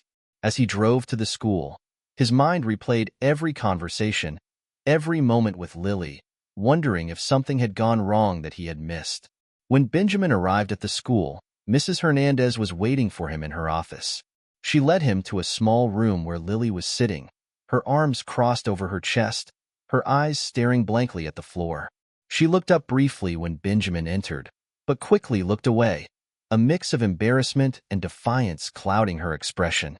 "Lily," Benjamin said gently, sitting down across from her. "What happened? Are you okay?" Lily didn't immediately respond. She just stared at him, her lip quivering slightly, as though she was struggling with the right words. After what felt like an eternity, she finally spoke, her voice barely above a whisper. "I didn't mean for it to go that far." Benjamin frowned. "Go how far?" "I got into a fight with Sarah, one of the girls in my class." Lily's voice broke on the last word, and she looked away, her cheeks flushed with shame. "She kept making fun of me, calling me a freak and saying that I don't belong there. And I just snapped." Benjamin's heart ached for her. He had known that Lily was struggling to fit in, that her classmates weren't always kind. But hearing about the fight, about the words that had pushed her so far, made him feel a deep sense of helplessness. He could see the emotional toll it had taken on her. "I'm so sorry, Lily," Benjamin said, his voice full of compassion. "I know it's been hard, but hurting someone else isn't the way to handle it. We need to find better ways for you to cope with these feelings." Lily's eyes flashed with frustration. "You don't get it, Dad. I'm so tired of being the weird girl. I'm tired of being alone, of being looked at like I'm nothing. You don't know what it's like to feel like that every day." Benjamin's heart twisted at her words, but he knew he couldn't let her justify her actions. "I do understand, Lily. I know what it feels like to be isolated and to feel like nobody cares. But fighting isn't the answer. Violence only makes things worse." Lily's eyes filled with tears, and she choked back a sob. "I just wanted to make her stop. I just wanted her to leave me alone." Benjamin reached across the table, placing a hand on hers. "I understand that you're angry. I understand that you've been hurt. But we have to find healthier ways to deal with those emotions. I know you've been through so much, but that doesn't mean you're not in control of how you respond. You're strong, Lily, but strength isn't about fighting. It's about knowing when to walk away." Lily pulled her hand away, wrapping her arms around herself defensively. She looked like she wanted to argue more, but she seemed too exhausted to continue. Benjamin stayed silent for a moment, letting the weight of the situation sink in. "Are you willing to talk to Sarah?" he asked gently. "We can work through this together. You don't have to carry this anger alone." Lily didn't respond right away, but after a long pause, she nodded. "I guess I could try, but it doesn't change the way they look at me." "I know," Benjamin said softly, "but it's a start, and I'm right here with you." The drive home was quiet. Lily sat in the passenger seat, her arms crossed tightly over her chest, her face set in a familiar frown. Benjamin kept glancing over at her, unsure of what to say. He knew the fight hadn't been entirely her fault. She had been pushed, and he could see how much it had hurt her to be called out like that. But he also knew that this wasn't just about the fight. This was about everything else: the pain, the fear, the feeling of not being enough. When they got home, Benjamin didn't push Lily to talk. Instead, he let her go to her room, giving her the space she needed. He sat down at the kitchen table, his mind racing as he tried to process everything. This wasn't just about a fight. It was about a breakdown, a breaking point where all of Lily's insecurities, all of her fears, had come crashing down. And now, they were at a crossroads. But even in the midst of all the chaos, Benjamin couldn't help but feel a glimmer of hope. Lily had finally let her guard down enough to admit that she was struggling. She had agreed to talk to Sarah, to try and work through everything that was weighing on her. It wasn't going to be easy. There would be more fights, more breakdowns, but they were facing them together. Benjamin knew that the road ahead would be full of challenges. But what mattered was that they were on that road together, and that meant everything. As he sat there, staring at the empty kitchen table, he whispered to himself, "We'll get through this, Lily, together." The following days were a mixture of reflection and tension. After the incident at school, Lily remained distant, retreating further into herself. Benjamin gave her the space she needed, but he also made sure to check in on her every day, even if it was just a simple, "How are you feeling?" Or, "Is there anything you want to talk about?" The silence between them was thick at times, but Benjamin understood that this was part of the process. It wasn't going to be easy to repair the damage caused by the fight, but he knew that healing would come in small steps. The big question was whether Lily was ready to take those steps, or if she would keep hiding behind the wall she had spent so long building. On Friday afternoon, Benjamin received a call from Mrs. Hernandez at the school, informing him that Sarah, the girl involved in the altercation, had requested to speak with Lily. The school had arranged a mediation session, something Benjamin was relieved to hear. It meant that Lily had a chance to resolve things in a way that didn't involve further conflict. But when he passed on the message to Lily, she didn't seem thrilled about it. "I don't want to talk to her," Lily muttered, her voice laced with a mix of anger and frustration. She was sitting on the couch, her arms crossed tightly across her chest. "You don't have to, Lily," Benjamin said softly, sitting beside her. "But this could help. You don't have to forgive her right away, but you can at least try to understand where she's coming from. Maybe she's hurting, too." Lily scoffed, shaking her head. "Why should I? She's the one who started it. She's the one who made fun of me and pushed me to the edge." Benjamin took a deep breath, trying to find the right words. He had known for a while that Lily's anger wasn't just directed at Sarah. It was a mix of everything she had been through: the bullying, the loneliness, the rejection. Sarah had just been the trigger. "You're right," Benjamin said, his voice steady. "She started it, but you didn't have to react the way you did. And I don't think you want to be someone who lets their anger control them. You're better than that, Lily. I know you are." Lily's gaze softened for a moment, her expression faltering, but she quickly hardened again, her defenses rising once more. "I'm not a saint, Dad. I'm not perfect. I don't always know what to do with all this crap in my head." Benjamin felt his heart ache at her words. "No one is perfect, Lily, but you're trying, and that's what matters. You don't have to do it all at once. I'll be here for you, every step of the way." Lily didn't respond immediately, and Benjamin couldn't tell if his words had made an impact. He had hoped they would, but Lily was still so guarded. After a long silence, she finally looked at him. "I'll go," she muttered, almost as if she were conceding defeat. "But I'm not promising anything." Benjamin smiled softly. "That's all I can ask for." The mediation session took place the following Tuesday. Benjamin drove Lily to the school, his heart in his throat. He knew this was a huge step for her, and he wasn't sure what to expect.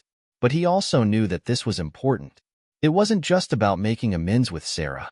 It was about learning how to manage her emotions, how to stand up for herself without resorting to violence or letting others push her around. When they arrived at the school, Benjamin walked Lily to the mediation room, where Sarah was already waiting with a counselor. Sarah looked uncomfortable, fidgeting with her hands in her lap as she stared at the floor. When she looked up and saw Lily, her face reddened slightly, and she shifted nervously in her seat. Lily hesitated in the doorway, but then stepped inside. Benjamin remained in the hallway, giving her the space she needed, but staying close enough in case she needed support. His heart beat steadily in his chest, each second feeling like an eternity as he waited for the session to begin. Inside the room, the counselor introduced themselves and began by asking each girl to explain what had happened from their perspectives. Sarah went first, her voice quiet but sincere. "I don't know what came over me that day," she said, looking down at her hands. "I guess I was having a bad day, and I took it out on Lily. It wasn't right, and I'm sorry." Lily sat still, her gaze fixed on the floor. She was tense, clearly not wanting to show any vulnerability. But Benjamin could see the small shift in her posture, the way she was trying to listen without reacting impulsively. Finally, after a long pause, Lily spoke. Her voice was cold at first, but it softened as she continued. "I didn't deserve what you said to me, Sarah.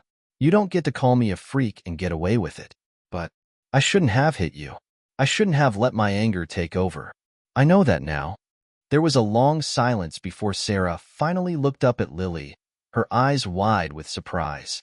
"You're right. I didn't mean to push you that far. I'm sorry." Lily nodded, but Benjamin could see the conflict on her face.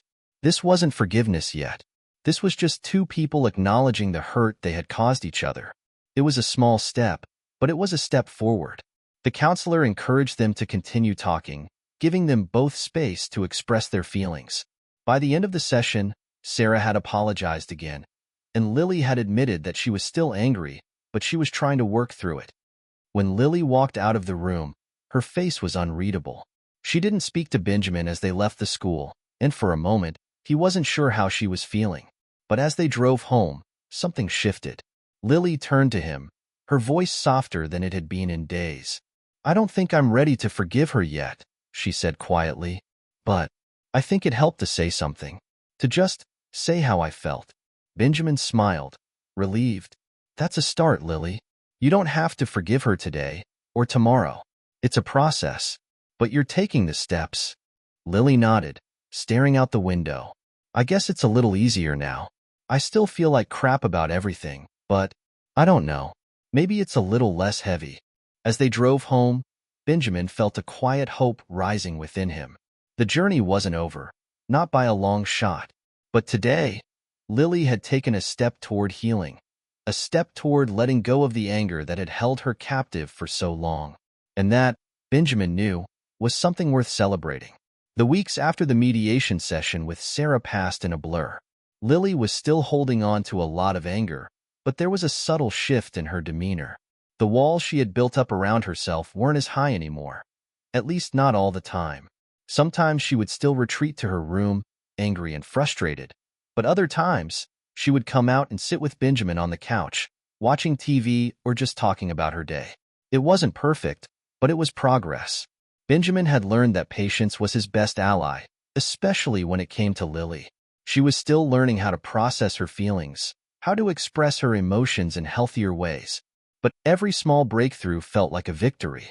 The silence between them was no longer as uncomfortable, and they had begun to find new ways of communicating, both through words and through the quiet moments they shared together. One Saturday afternoon, as they were sitting on the porch, Benjamin decided it was time to have a conversation he had been avoiding. The one thing that had been lingering between them since the day Lily had entered his life, the question of trust. He had been a part of Lily's life for several months now, but there was a part of him that wondered if she truly trusted him, if she truly saw him as someone she could rely on, someone who wasn't just there to fix her but to understand her. "Lily," he began, breaking the silence between them. She was sitting cross-legged on the ground, her sketchbook resting on her lap as she idly doodled. Her concentration was intense, and for a moment, Benjamin wondered if she had even heard him. "Lily," he repeated, this time more gently. She looked up, her eyes narrowing slightly. "What's up, Dad?" Benjamin took a deep breath, trying to find the right words. "I've been thinking. About us. About trust." Lily shifted slightly, her body language defensive. "What about it?" "I just want to make sure you know that I'm here for you," he said carefully, his voice calm but full of emotion. I'm not going anywhere, and I'm not going to give up on you. I know it's been hard for you to let people in, and I get that. But I'm not here to fix you. I'm here because I care about you, and I want to help you get through the tough stuff. Lily didn't respond right away, her pencil still moving slowly across the page. Benjamin could tell she was thinking about his words, weighing them in her mind. There were moments when she seemed like she was on the verge of saying something, but then she would retreat into silence. After a few moments, Lily put her pencil down and looked at him, her gaze steady. I know you care, she said softly. It's just hard. I've been let down a lot, you know? People say they care, but then they just leave. Or they hurt me. It's hard to believe anyone when that happens. Benjamin nodded, his heart aching for her. He knew what she meant. He had seen it in the way she held herself back, the way she flinched at certain words or actions. It was as if she was constantly waiting for someone to let her down, for someone to leave or betray her. I get it, Lily, he said, his voice gentle but firm, but I'm not going anywhere. I know I can't erase what's happened to you, and I can't promise that life is going to be perfect from here on out, but I can promise you this. I'll always be here. I'm not going to leave you, no matter what. Lily's eyes softened slightly, and for the first time in a long while, Benjamin saw a flicker of something vulnerable in her eyes. A spark of hope, but it was fleeting, and soon, she turned her gaze back to the ground. I don't know if I can trust that yet, she muttered, almost to herself. Benjamin didn't push. He had learned that sometimes, the best thing he could do was to simply be there, to let her work through her feelings at her own pace. That's okay, Lily, he said quietly. I'm not asking you to trust me right away, but I'm here. Whenever you're ready. They sat in comfortable silence for a while, the soft rustling of the leaves in the wind the only sound between them. Benjamin had no illusions that everything was suddenly fixed. He knew that trust wasn't something that could be earned overnight, but he also knew that they were taking small, important steps in the right direction. Later that day, Lily surprised him by suggesting they go to the park together, something they hadn't done in a while. It was a simple request, but it meant a lot. They didn't talk much as they walked, but there was something different in the air. It was as if the weight between them had shifted just a little bit. The following week, things at school seemed to be improving for Lily. She had been spending more time with one or two of the other kids in her class, and although she wasn't exactly part of the in-crowd, she seemed a little less isolated. Benjamin was cautiously optimistic. It wasn't a perfect solution, but it was a sign that things were moving in the right direction. One evening, as Benjamin was making dinner, Lily came into the kitchen, looking hesitant. She stood in the doorway for a moment, then spoke, her voice tentative. Dad, there's something I want to ask. Benjamin turned, sensing the seriousness in her tone. What is it, Lily? She took a deep breath, her hands nervously twisting in front of her. I know things have been weird, and I know I haven't been the easiest person to be around, but I just wanted to say thanks for sticking around. I know you didn't have to. Benjamin's heart swelled with emotion. You don't have to thank me, Lily, he said, his voice thick with sincerity. I'm your dad. I'm here because I love you, and that's not going to change. Lily gave a small smile, the first real smile Benjamin had seen from her in days. It wasn't much, but it was everything. It was a sign that maybe, just maybe, they were getting somewhere. As they sat down to dinner, the atmosphere between them was lighter. There were no heavy silences, no walls, just a quiet, shared understanding that, even though they still had a long way to go, they were building something important, something worth fighting for. That night, as Benjamin sat on the couch, thinking about the day, he couldn't help but feel hopeful. The road ahead was still uncertain, full of challenges and bumps along the way. But for the first time in a long time, he truly believed that they were on the right path. Together, they were learning to trust again. Together, they were finding a way forward. And that, he knew, was the most important thing of all. It had been a few weeks since their heart-to-heart conversation on the porch, and though things were progressing, there were still unspoken gaps between Benjamin and Lily, gaps that neither had fully addressed. Benjamin was aware of the silence surrounding the past, particularly Lily's own, and he knew that in order for them to move forward, they needed to face those shadows head-on. But how? Lily had been making strides.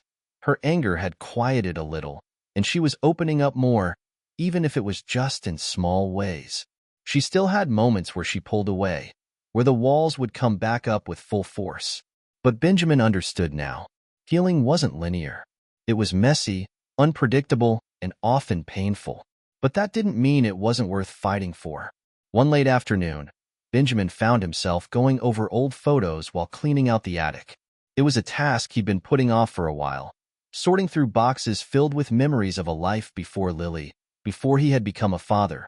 It was strange, looking through those photos, remembering a time when his world was just his own. And then, there was Lily's face in his life now, bringing in a new layer of complexity. He came across a photo of himself and his late wife, Emma, standing together at their wedding, so young and full of hope.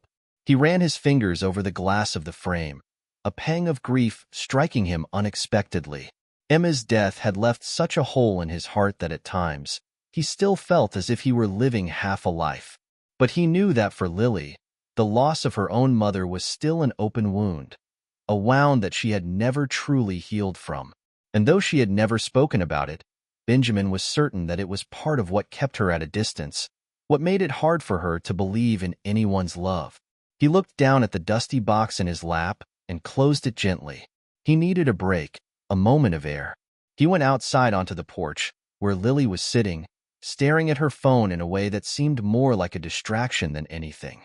She didn't seem to notice him at first, lost in whatever world she had built around herself. "Hey," Benjamin said softly, stepping outside and taking a seat beside her. Lily looked up, startled, then quickly glanced back down at her phone, hiding behind it. Benjamin could see that she was deliberately avoiding his gaze. "Everything okay?" he asked, a slight concern in his voice. Lily shrugged, tapping something on her phone without replying. Benjamin exhaled, watching her for a moment, trying to figure out how to break through. It was clear that she was still carrying something heavy, but every time he tried to approach her directly, she seemed to shrink back. It was a dance they were learning to do, each taking small steps but never quite meeting in the middle. "I was just going through some old things," Benjamin said casually, his voice light. "Found some old pictures of Emma and me from before everything changed." Lily's eyes flickered for a brief second, but she didn't say anything. Benjamin could feel the tension rise between them, as if the mention of his late wife had drawn an invisible line he wasn't supposed to cross. "I wasn't trying to make it awkward," he added quickly, sensing her discomfort. "I just thought I'd mention it, to let you know that I'm here. That I know. Well, I know it's been hard for you, too." Lily shifted, but only slightly. She lowered her phone and finally turned to look at him, her eyes soft but guarded. "I didn't really know her," she said quietly. "Your wife, I mean. I don't know much about her." Benjamin hesitated, his throat tightening slightly. He had never really talked about Emma with Lily, not in depth at least. It wasn't that he didn't want to. It was just difficult, too painful at times.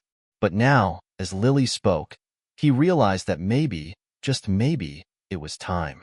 Time to let her in on that part of his world, the part that had shaped him long before he became her father. "You didn't know," Benjamin replied softly, "but she was a huge part of my life. And I guess that's why I'm so determined to make sure I don't mess up with you." Lily didn't respond right away. Instead, she looked out into the yard, her gaze distant, as if she was searching for something that wasn't there. "Do you ever think about your mom?" Benjamin asked cautiously, almost as if testing the waters. Lily stiffened, her face hardening. "I don't want to talk about it," she muttered, her voice tight with emotion. Benjamin's heart sank. He knew it was a delicate subject, but the silence between them had always been louder than the words they couldn't speak. Maybe this was his chance to break it open, to show her that it was okay to feel that pain. "You don't have to talk about her if you don't want to," he said gently, "but I want you to know that it's okay to miss her. It's okay to feel angry, or sad, or confused about all of it. I'm here for all of it." Lily's jaw tightened, and for a long time, she said nothing. Benjamin could see the internal struggle on her face, the reluctance to open up, the fear of vulnerability, the overwhelming emotion she kept locked inside. But then, Unexpectedly, she spoke. I don't remember her much, Lily said in a low voice. Not really. I was so young when she left. But I remember her smile. I remember her holding me sometimes, and the way she smelled. Like flowers. But it's all faded. I don't want to forget her, but I feel like I'm already doing it. Like I'm losing her all over again. Benjamin's heart clenched. His eyes burned with unshed tears, but he kept them in check, not wanting to overwhelm her further. He knew how hard it was for her, how much guilt she likely carried for not remembering more, for not having a stronger connection to her mother. You don't have to remember everything, Lily, he said softly. The parts you remember, the smile, the way she held you, those are the important things. And you can carry those with you. They don't fade unless you let them. And I'm here.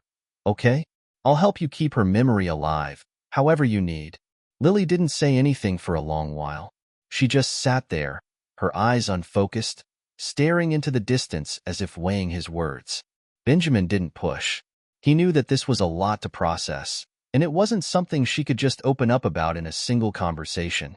But for the first time, there was a shift.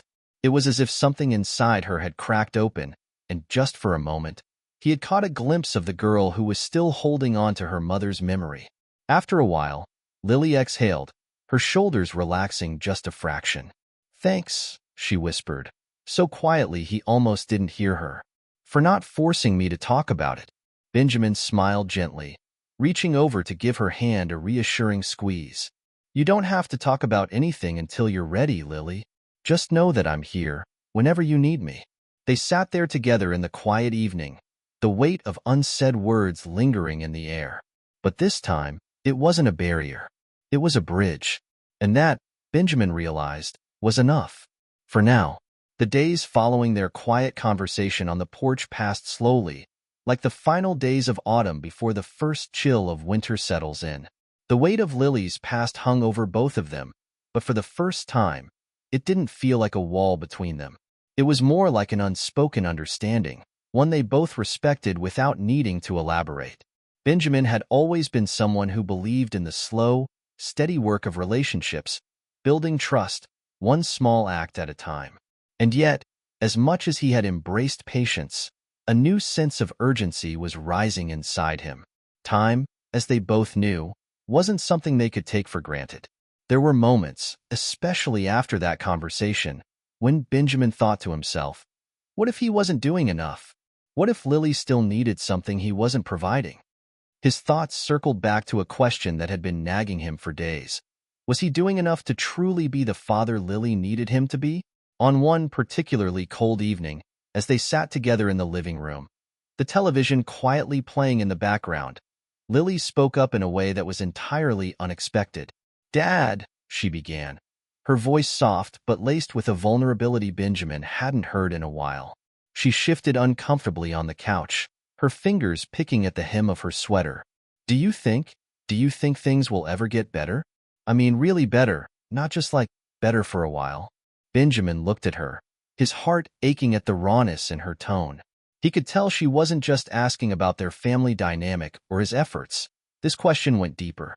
She was asking about hope, about the possibility of healing in a way that felt real and lasting. He exhaled slowly, choosing his words carefully. I can't promise that everything will be perfect, Lily. I don't think anyone can. Life's messy, and sometimes it's really tough. But I can promise you that we'll keep working through it. Together. That's something I can do. Lily didn't respond immediately. Instead, she leaned back against the couch, her gaze moving to the window where the first traces of snow were falling. She looked so small in that moment, as if all her burdens were making her feel much older than her years. Benjamin swallowed the lump in his throat. He didn't want to give her false hope, but he also didn't want to let her down. He knew that healing couldn't be forced, but he had to help her believe that it was possible. What if I'm not enough? Lily's voice cracked as she spoke, the words tumbling out as if they had been held inside for far too long. Benjamin's heart broke at the question, and he moved closer to her, his hand reaching out to rest gently on her shoulder. Lily, he said softly, you are more than enough. You're never too much, and you're never not enough. And no matter what happens, I'm here. okay? Not just as your dad, but as someone who loves you. For a long moment, Lily sat there, her body stiff as if she were fighting against her emotions. But then, slowly, she turned her head toward him. Her eyes were filled with a mix of uncertainty and raw need, as if she were trying to believe his words but couldn't quite manage it. "I don't know if I believe that yet," she whispered. Benjamin nodded, his throat tight. "I get it. I really do. But I hope, over time, you'll start to. You don't have to believe it all right away. You just have to know that I'm not going anywhere. Not now. Not ever." Lily blinked, and for a split second, Benjamin thought he saw something flicker in her eyes, a brief spark of hope. But before he could dwell on it, Lily pushed herself off the couch and stood up, her face still uncertain. "I'm gonna go to bed," she muttered, her voice quieter than usual. "Thanks, Dad, for being here." Benjamin watched her walk away, his heart a little heavier than it had been. He couldn't know for sure if she truly believed him, but deep down, he knew that the only way forward was to keep showing up, no matter how many times she pulled away, no matter how many walls she built. As the weeks wore on, small moments of connection began to punctuate their daily routines. It was the simple things, like sitting together for dinner without the heavy silence, or catching glimpses of each other's emotions in passing. Lily wasn't quite ready to fully trust him, but she was allowing herself to let him in, even if just a little at a time. It was late one night, a few days after their conversation in the living room, when Benjamin received a call from Sarah. He had expected something important, given her tendency to check in with him from time to time. But what she said took him by surprise. "Benjamin, I've been thinking a lot about you and Lily," she began, her voice careful. "And I think it's time we have a follow-up meeting. Something more specific.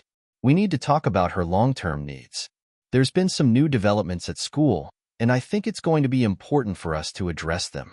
Benjamin's stomach dropped. He had a feeling this wasn't going to be an easy conversation, and the thought of more scrutiny on Lily's progress sent a wave of unease through him. "What kind of developments?" he asked cautiously. "Nothing bad," Sarah reassured him, but there was an edge to her tone. "But Lily's been holding on to some deeper emotions, and it's affecting how she's interacting with others. I think we need to explore what kind of support she really needs, not just from you, but from the outside world as well." Benjamin's mind raced. What kind of support did Lily need? Was he missing something? Could he have done more to help her? The uncertainty crept in, a familiar feeling that made him question whether he was truly enough for her. "I'll make the time to meet with you," Benjamin said, trying to keep his voice steady despite the unease swirling in his chest. "When can we set it up?" "We'll work around your schedule. But Benjamin, don't take this as a failure. It's not that at all. We're just taking the next steps in Lily's healing journey." Benjamin felt a wave of relief mixed with guilt. He wasn't failing. He was simply a part of the bigger picture. But there was still something unsettling about the fact that Lily's pain had become something bigger than he could manage on his own. She had a long road ahead of her, and he had to keep reminding himself that they were both figuring it out together. The next day, Benjamin sat down with Lily, his heart heavy with the weight of the upcoming conversation with Sarah. "Lily," he said gently, "I need to talk to you about something." Lily glanced up from her book, her expression cautious. "What is it?" "I spoke with Sarah yesterday," Benjamin began. "She wants to meet with us to talk about your needs. She thinks it might help to get some more outside support, some new strategies for you. It's not about you being broken or anything. It's just, we need to make sure you're getting everything you need to feel okay." Lily's eyes narrowed slightly, and Benjamin braced himself for her response. "Do you think I'm broken?" "No, no, Lily," he said quickly, sitting beside her. "Not at all. You're not broken. You're whole. I just want to make sure you're supported and that you're feeling good about things. You deserve that, don't you think?" Lily looked at him for a long moment, her eyes studying his face. Then, for the first time in what felt like forever, she nodded slowly. "Okay," she said quietly. "I'll go, but I don't need anyone to fix me." Benjamin smiled softly. "You're right. No one can fix you, but we can help you along the way. And I'll be with you every step of the journey." And just like that, he felt a flicker of something deeper. Trust, maybe, or the first step toward it. Whatever it was, Benjamin knew one thing for sure. This was only the beginning of their journey, but it was a journey they would take together. The morning of their meeting with Sarah, Benjamin woke up with a mixture of nervous energy and reluctant anticipation. He had promised Lily that he would be by her side, but he couldn't shake the feeling that this conversation would mark a significant turning point for both of them. The pressure of wanting to do everything right, of not failing her, was gnawing at him. But he had to push those doubts aside. Lily needed him strong, calm, and ready to face whatever came next. Lily had already gotten ready for the meeting by the time Benjamin made his way into the kitchen. She was sitting at the table, her legs crossed, one hand absently tapping on the edge of her coffee cup. Her face was unreadable, but there was something in the way her posture stiffened when he entered the room that told him she was still wrestling with her own nerves. "Ready for today?" Benjamin asked, trying to sound upbeat, though his voice came out quieter than usual. Lily didn't meet his eyes. "I guess so," she muttered, her tone flat. "It feels kind of weird, like we're doing something wrong." Benjamin walked over to the table and took a seat across from her. "I know. It feels strange for me too. But, Lily, we're not doing anything wrong. We're just trying to figure out the best way to help you move forward. And we can't do that alone. Sometimes, we need a little extra help." Lily made a face, clearly not convinced. "I don't know. I just feel like people are always looking at me, waiting for me to screw up." Benjamin felt a pang in his chest. "That's not what this is about. I'm here, and I'm not going anywhere. But we need to make sure you're supported in ways that work for you. Not everyone understands exactly what you're going through. But we'll get through this, okay? One step at a time." Lily finally looked up at him, her eyes searching his face for sincerity. She seemed to be weighing his words, deciding whether she believed him or not. After a long pause, she nodded slowly. "Okay, I'll go," she said, the quiet vulnerability in her voice making Benjamin's heart ache. "But I don't want to be fixed. I just want to not feel so alone in all of this." Benjamin reached across the table and squeezed her hand. "You're not alone. I'm here, every step of the way." The meeting with Sarah was scheduled for late morning, and as they arrived at her office, Benjamin could feel the tension radiating from Lily. She had stayed quiet in the car, her hands clutching her lap like they might be the only things holding her together. He had offered her gentle reassurances during the drive, but it was clear that this was a lot for her to process. This wasn't just a regular visit. It was a moment where Lily's past, her pain, and her journey would be laid bare. As they entered the waiting room, Sarah greeted them with a warm smile, her eyes full of understanding. There was no judgment in her demeanor, only a quiet compassion that Benjamin had come to appreciate over the past few months. "Hi, Lily," Sarah said gently. "I'm so glad you're here today. How are you feeling?" Lily shrugged, her arms wrapped tightly around herself. "I don't know. Nervous, I guess." Sarah smiled reassuringly and gestured toward the chairs. "That's completely okay. Take your time. This space is for you, and we'll take it at your pace." Benjamin sat next to Lily, offering a silent show of support. He could feel the tightness in her shoulders, the tension she was holding back, but he also noticed that she hadn't pulled away from him.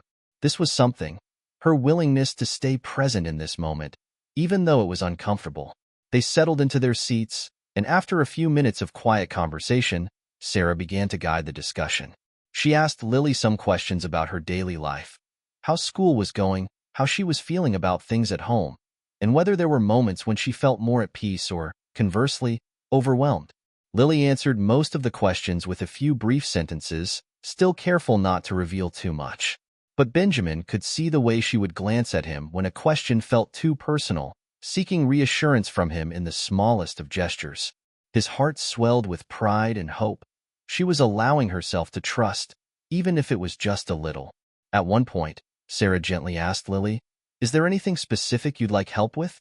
Anything you feel like you're struggling with the most right now?" Lily shifted uncomfortably, avoiding Sarah's eyes. Benjamin could see the hesitation on her face as she looked down at her hands. But then, almost to his surprise, she spoke up, her voice barely above a whisper. "I don't know how to let people in," she said, her words coming out slower than usual, as though she were testing them for the first time. "I feel like Like if I let people get too close, I'll just mess it up, or they'll leave. So I just keep everyone at arm's length, you know? The vulnerability in Lily's voice took Benjamin by surprise, and for a moment, he was speechless. He had suspected that her fear of abandonment had been driving a lot of her behavior, but hearing her say it out loud made it all the more real. This was a crucial moment in her journey, a moment of self-awareness. Sarah nodded thoughtfully, her expression softening with empathy. I understand that feeling, Lily, and I think it's important to recognize that it's okay to be afraid of getting hurt. But also know that not everyone will leave. Not everyone will hurt you. You've got a lot of people who care about you, and sometimes letting others in, slowly, at your own pace, can help you feel stronger, not weaker. Benjamin squeezed Lily's hand gently, offering her the support she needed. He didn't say anything, but he hoped she felt the message in his touch. I'm here. You don't have to face this alone. Lily didn't respond immediately, but Benjamin could see that something had shifted inside her. It was as if she was finally beginning to understand that opening up didn't mean she would lose control. It just meant that she wasn't carrying everything by herself. The conversation continued, and Sarah gently helped Lily identify ways to express her emotions, to give herself permission to be vulnerable without the fear of rejection. Benjamin felt a sense of relief as they spoke, knowing that this session was an important step in building Lily's trust, not just in him, but in the world around her. When the session finally ended, Benjamin could tell that Lily was exhausted, but there was something lighter in her eyes, something that hadn't been there before. She was still processing everything, still uncertain of how this would all play out. But in that moment, he saw a glimmer of hope, a flicker of possibility. As they left Sarah's office, Benjamin felt a cautious optimism settle over him. They were a long way from being fixed, and there would be plenty of challenges ahead. But this was a step forward, and sometimes that was all you could ask for. That evening, as they sat together in the living room, Lily was quieter than usual. But Benjamin didn't push her to talk. Instead, he simply sat beside her, giving her the space she needed to reflect. He knew she would speak when she was ready. After a long silence, Lily finally looked up at him. I think I might have said something important today, she said softly. I think maybe it's okay to let people in, even if it's scary. Benjamin smiled, his heart swelling with pride. That's a big step, Lily. You should be proud of yourself. Lily nodded, though her expression was still thoughtful. I'm not sure if I'm ready to let everyone in, but maybe, just a little bit. For now. Benjamin gave her a small, reassuring smile. That's all I'm asking for. Just a little at a time. And as the evening drew to a close, they both knew that this moment, this small shift in perspective, was a beginning. A new chapter in their journey together. And that, for both of them, was enough to keep going. In the days following their meeting with Sarah, a subtle shift began to happen.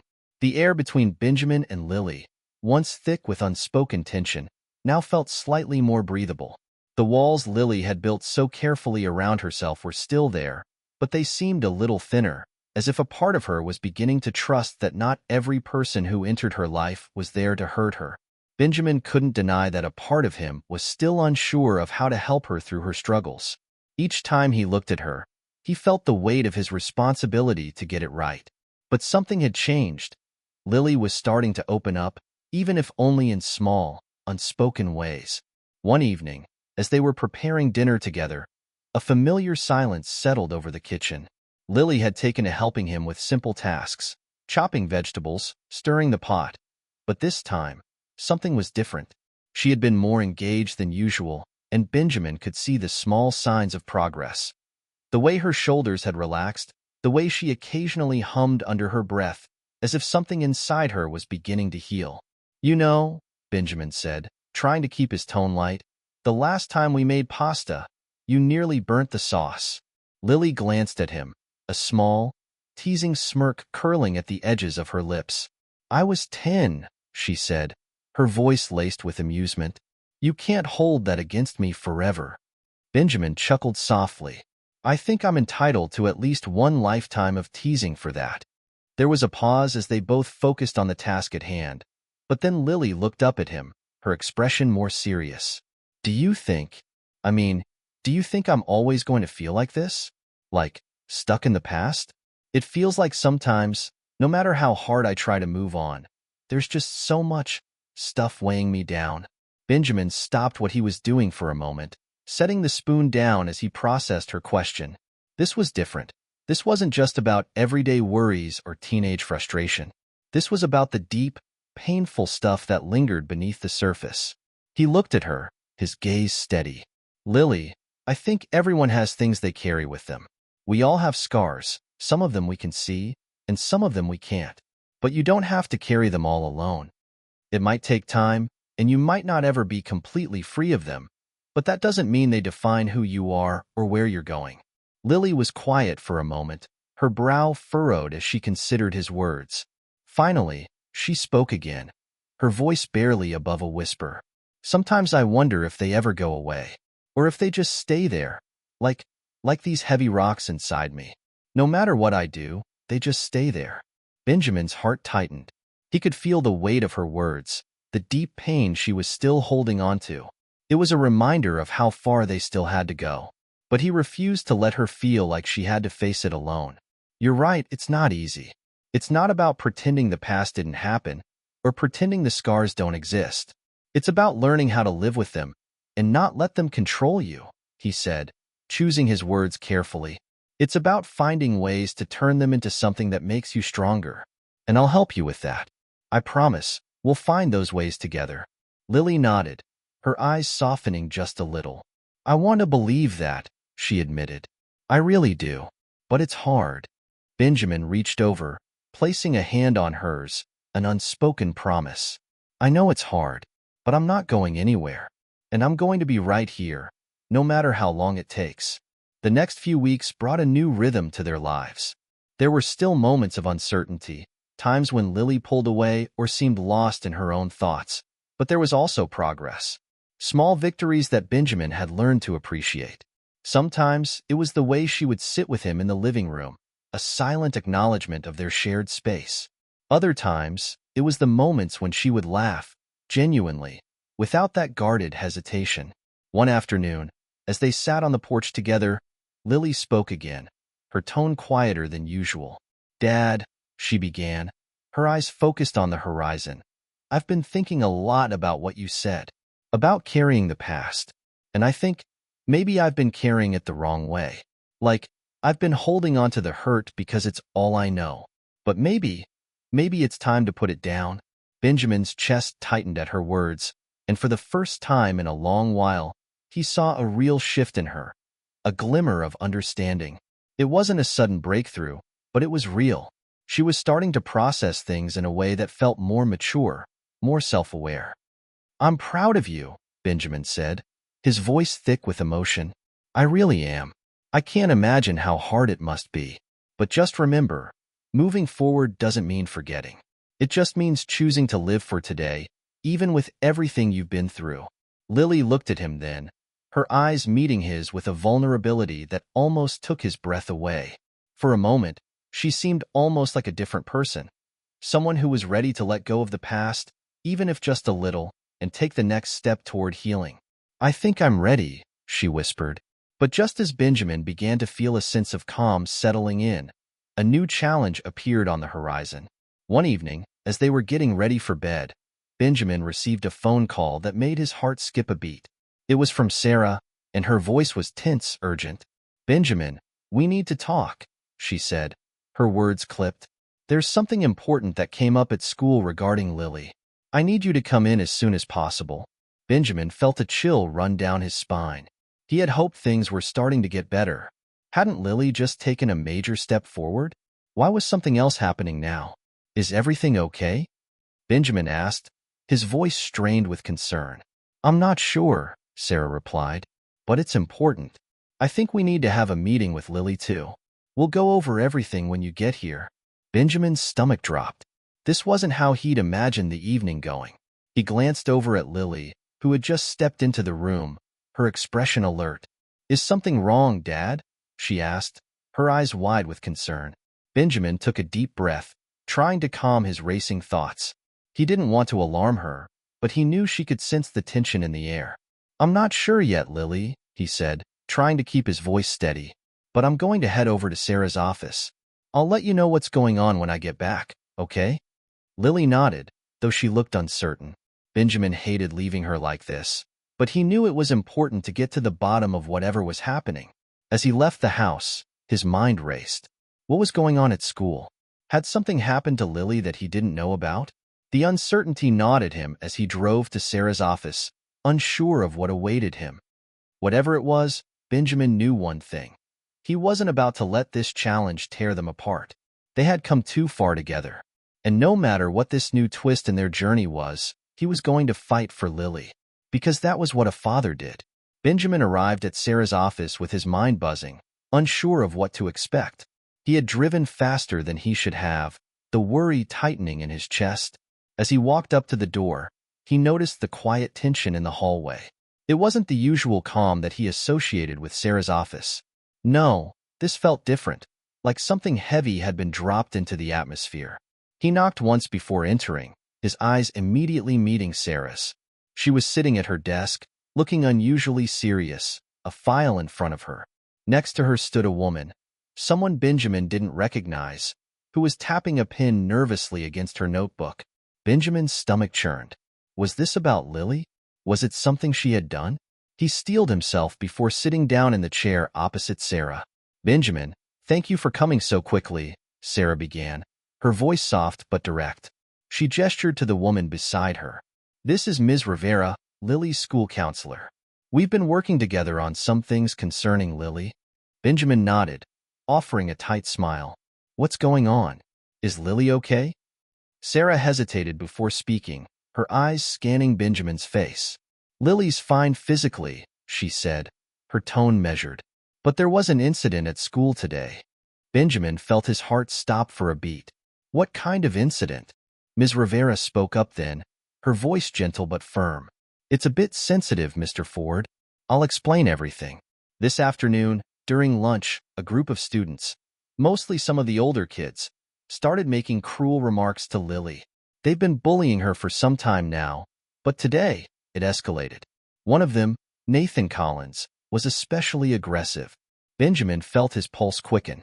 Bullying. The word hit him harder than he'd anticipated, as though it had lodged itself deep in his chest. Did Lily tell you about it? He asked, his voice tight. He hoped she had, but from the way Sarah and Ms. Rivera were reacting, he guessed she hadn't.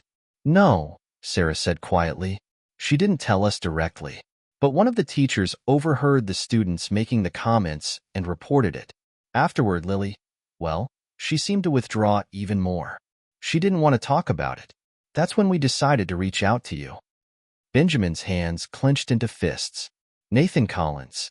The name rang a bell. Lily had mentioned him a few times in passing, always in a tone of dismissive indifference, but now it made sense. He wasn't just a random kid at school. He was someone who had made Lily's life harder in ways Benjamin hadn't known. What did they say to her? Benjamin asked, his voice quieter now, filled with a painful curiosity. He didn't want to know, but he had to. Ms. Rivera looked uncomfortable. There were several remarks about Lily's appearance. They called her the dirty girl and made fun of her clothes. They also accused her of being a loner, implying that she was trouble. It's a pattern.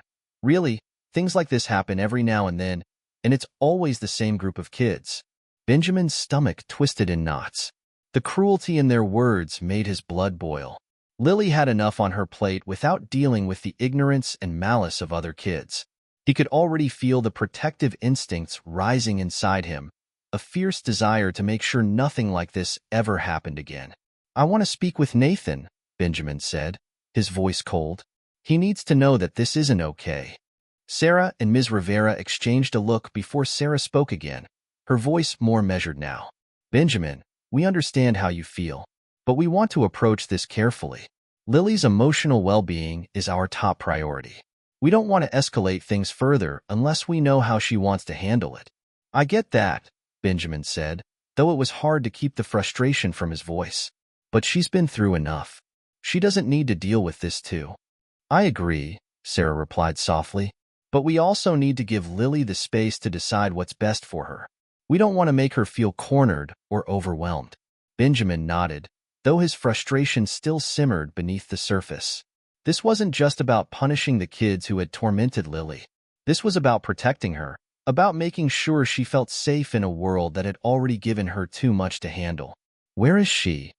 Benjamin asked, his voice a little more controlled now.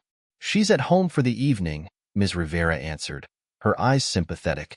"We thought it would be best to let her rest, but we want to work together to come up with a plan moving forward. We'll support her however she needs." Benjamin's thoughts were a whirlwind as he left the office. He couldn't focus on anything except the image of Lily being hurt by others. Bullied.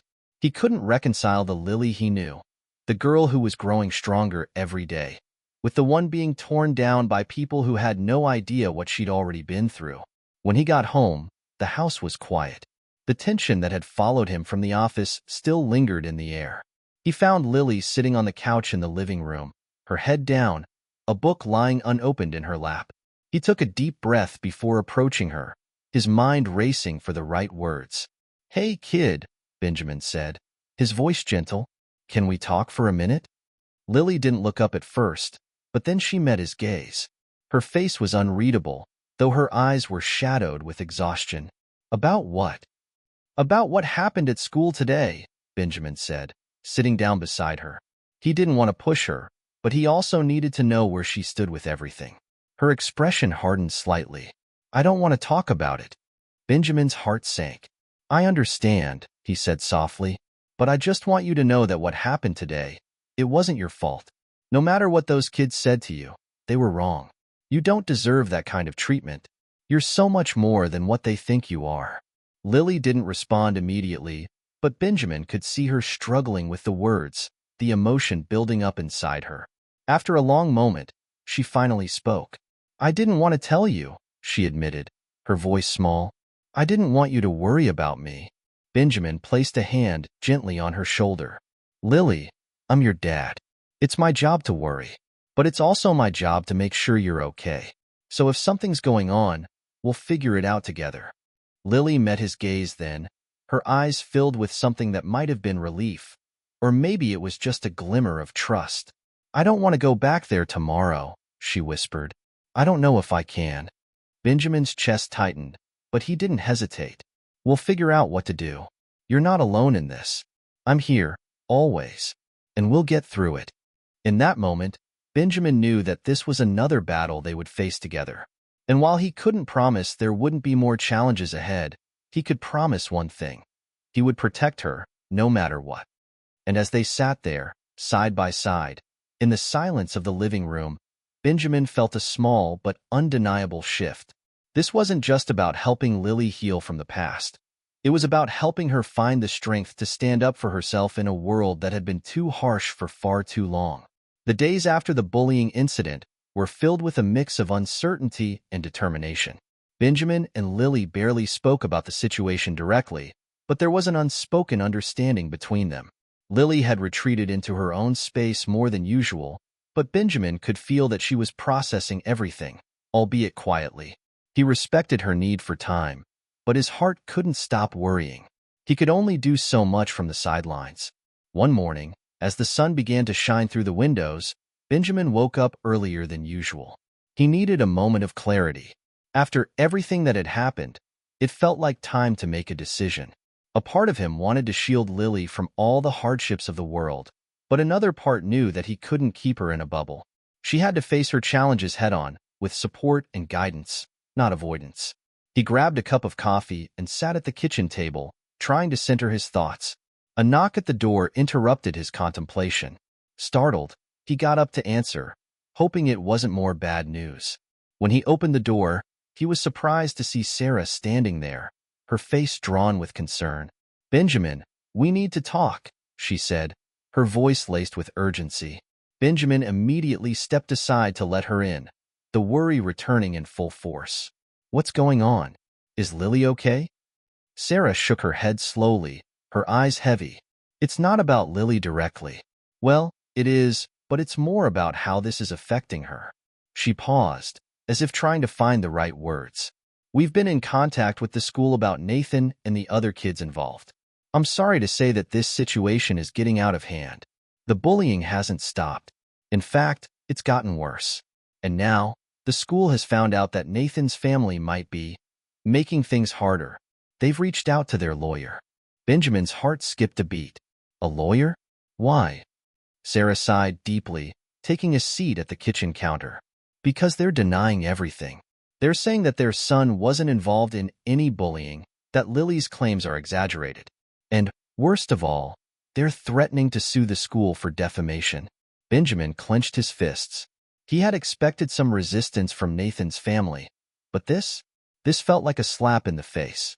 What kind of world was Lily growing up in where people could just deny the truth and try to push others down? They're threatening to sue? For what? Benjamin's voice was tight with anger. That's insane. Sarah nodded, her face grave. They're trying to discredit Lily's experience. And I think it's becoming clear that we need to be more proactive. The school is doing what they can, but we might need to consider taking legal action of our own. If we're going to stand up for Lily, we need to act now. Benjamin's mind raced. A part of him wanted to go straight to Nathan's family and confront them. How dare they accuse his daughter of making this up? But another part knew that escalating things further might push Lily away, making her feel like she was caught in the middle of a battle she didn't want to fight. I can't let them do this to her, Benjamin said finally, his voice full of resolve. If they think they can just destroy her, they've got another thing coming. I know, Sarah replied quietly, but we have to be careful. We need to make sure that Lily is on board with whatever decision we make next. She needs to feel empowered, not forced into something she's not ready for. Benjamin nodded, a wave of understanding washing over him. This wasn't just about legal action or confronting the bullies. It was about how Lily would feel through all of this. He couldn't lose sight of that. If they were going to move forward, they had to be a united front. The decision had to be hers as much as his. I'll talk to her, Benjamin said, his voice firm. I won't make any moves without her being on board. But I'm not going to let this slide. Not for her. Not for anyone. Later that afternoon, Benjamin found Lily sitting by herself in the living room again. He had been giving her space the past few days, not wanting to overwhelm her, but now, he felt like it was time to have the conversation. He could no longer pretend that everything was fine. He had to be honest with her about what was happening. Lily, can we talk? He asked, his voice soft but serious. Lily didn't look up at first, her fingers idly tracing the edge of a book she had been holding. Finally, she met his gaze, her expression guarded. About what? Benjamin took a deep breath, sitting down next to her. About the bullying. And about what's happening at school right now. Lily's eyes darkened slightly, her guard going up. Dad, I don't want to talk about it, she muttered, looking down again. I know, Benjamin said gently, but I need you to listen. Things are getting more complicated. The other kids, they're not backing down. And their families are trying to make this all go away. But that's not how it works. That's not how this will go. I need you to know that I'm going to stand by you no matter what. And I need you to decide. What do you want to do next? Lily looked at him, her face a mixture of confusion and frustration. What do you mean? What's there to decide? Benjamin took her hand in his, squeezing it softly. Lily, we have options. We can keep fighting this through the school, through the legal system. Or, if you're not ready for that, we can look at other ways to make sure you're okay. But I can't make this decision for you. I need to know what you want. What do you think is best? Lily was silent for a long moment, her eyes unfocused. It seemed like she was thinking about it, really processing everything. Finally, she spoke, her voice quieter than usual. I don't want to be known for this, Dad, she said, her voice small. I don't want to be the girl who fights back against everyone, but I also don't want them to think I'm weak. I don't want them to think they can do whatever they want of me. Benjamin's heart broke for her. You're not weak. You're one of the strongest people I know, but I'll never push you into something you're not ready for. If you need more time, we can do that. But no matter what, I'm with you. I'll be by your side, always.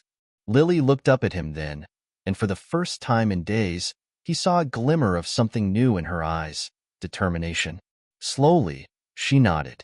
I want to fight back, she whispered. Not just for me, but for anyone else who's too scared to. Benjamin felt a surge of pride in his chest. His daughter was finding her strength, piece by piece. Then we'll do this together, he said, his voice thick with emotion. We'll fight for you, Lily. You're not alone. In the following days, Benjamin and Sarah worked together with the school to ensure Lily's safety, but also to hold Nathan's family accountable. It wasn't going to be an easy road. There would be more battles, more difficult conversations, and more uncertainty. But in that moment, Benjamin knew that the fight they were about to take on was something they could face together. No matter what came next, he wasn't going to back down. Because for Lily, he would do anything. The tension in the Ford household had been mounting for weeks, but it was clear that things were beginning to shift. The decision had been made, and now, the next steps had to be taken. Benjamin, Lily, and Sarah had become a tight-knit team, working together to ensure that Lily's voice was heard and that she wouldn't be silenced by fear or manipulation. They started by meeting with the school administration. Together with Ms. Rivera, they addressed the bullying head-on. Benjamin was firm but calm as he presented the evidence of what had been happening to Lily, making it clear that no child should ever have to face this kind of treatment. The principal, although initially defensive, slowly realized the weight of the situation. The school district's response was slow, but they promised to conduct a thorough investigation. Still, Nathan's family was another story. The legal threats didn't stop, but Benjamin knew they had to stay the course. It wasn't about proving a point or seeking revenge. It was about giving Lily the space to heal and letting her know she didn't have to tolerate being treated this way anymore. He kept in close contact with Sarah and the school's counselor, and they worked to ensure that Lily would have access to any support she needed, whether it was emotional or academic. Weeks passed, and while the battle wasn't over, there was a sense of progress. Lily was returning to school with a renewed sense of purpose. She no longer felt like a victim, but someone who could stand up for herself. Her confidence was returning, piece by piece, and Benjamin could see the difference in her eyes. The spark that had been dimmed by all the cruelty now glowed with determination. But even though things were improving, Benjamin knew there was more work to do. The process of healing wasn't something that could be rushed. It was a slow journey, one that required patience and understanding. One afternoon, a few weeks after they had decided to take action, Benjamin and Lily were sitting in the living room, enjoying the quiet of the late afternoon. The air was warm, and the sunlight streamed through the windows, casting a soft glow on everything. It felt like the calm after the storm, a rare moment of peace. Lily was sketching in her notebook, her pencil moving swiftly across the page. Benjamin watched her for a moment, admiring her focus and the way she was throwing herself into her art. He had always known that she had a creative side, but seeing her express herself this way felt like a small victory. It was as though she was finding her own way to process everything that had happened. "Hey, kid," Benjamin said softly, leaning back in his chair. "How's it going?" Lily glanced up from her notebook, a small smile tugging at her lips. "It's going okay. Just drawing." She paused, and for a moment, Benjamin thought she might retreat into silence again. But then, she set her pencil down and looked directly at him. "You know, Dad, I've been thinking about something." "What's that?" Benjamin asked, his curiosity piqued. I think I'm starting to feel better. Not perfect, but better. You know? I'm starting to feel like I can breathe again." Benjamin felt his heart swell with pride and relief. "That's good to hear, Lily. I've been seeing it, too. You're stronger than you know." Lily nodded, her expression thoughtful.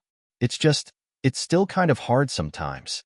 I keep thinking about what happened, and it's like, a part of me doesn't want to let go of it. But then, another part of me knows that I can't keep holding on to the past. I need to keep moving forward." Benjamin's voice softened, full of empathy. "It's okay to have those feelings, kid. Healing isn't a straight line. Some days will be harder than others, and that's normal. But I'm proud of how far you've come." Lily let out a breath, looking back at her sketchbook as though gathering her thoughts. "I don't want to be the girl who lets everyone walk all over her anymore. I want to be me. Just me. Not someone's idea of what I should be." Benjamin smiled, his heart swelling with a sense of awe. "And you will be, Lily. You already are. The world doesn't get to define who you are. You define that for yourself." Lily's eyes brightened a little as she returned her focus to her drawing. "Yeah, I think I can do that." Later that evening, Benjamin found himself reflecting on the progress they had made. The road to recovery hadn't been easy, and there were still hurdles to overcome. But seeing Lily's strength, hearing her express her newfound sense of self, filled him with hope for the future. There was something he hadn't said to her yet, something he knew was important. It wasn't just about what had happened with the bullying. It was about making sure Lily understood that she had choices. She wasn't bound by the mistakes or actions of others. She could choose her path, choose how she wanted to face the world, and she would always have the support to do so. That night, as he prepared for bed, Benjamin took a moment to look at the family photo on the wall. One of the few pictures from before Lily's world had been shaken. It was a photo of them, all smiling together on a beach vacation, their faces filled with joy. He hadn't realized it then, but that picture was a symbol of the life he wanted for his daughter, a life full of hope, love, and strength. He took a deep breath and walked to Lily's room, gently knocking on the door before entering. "Hey," he said, leaning against the doorframe. "I just wanted to tell you something." Lily looked up from her desk, her expression curious. "What's up?" "I'm proud of you," Benjamin said softly, his voice full of sincerity. "I'm proud of how far you've come. You're showing a strength I didn't even know you had. And I want you to know that no matter what happens, no matter where life takes us, I'm always here. You don't have to face anything alone." Lily smiled, her eyes sparkling with emotion. "Thanks, Dad." Benjamin nodded, feeling a sense of peace settle over him. The road ahead wouldn't be without challenges, but he knew now that they could handle whatever came their way. Together, as Benjamin turned off the light and left her room, he couldn't help but feel a profound sense of gratitude. Lily had taught him something important through all of this. The power of resilience, the strength that could emerge from the most difficult circumstances, and the power of standing up for what was right. And, most importantly, that sometimes, even in the face of darkness, there was always hope, always a chance for a new beginning.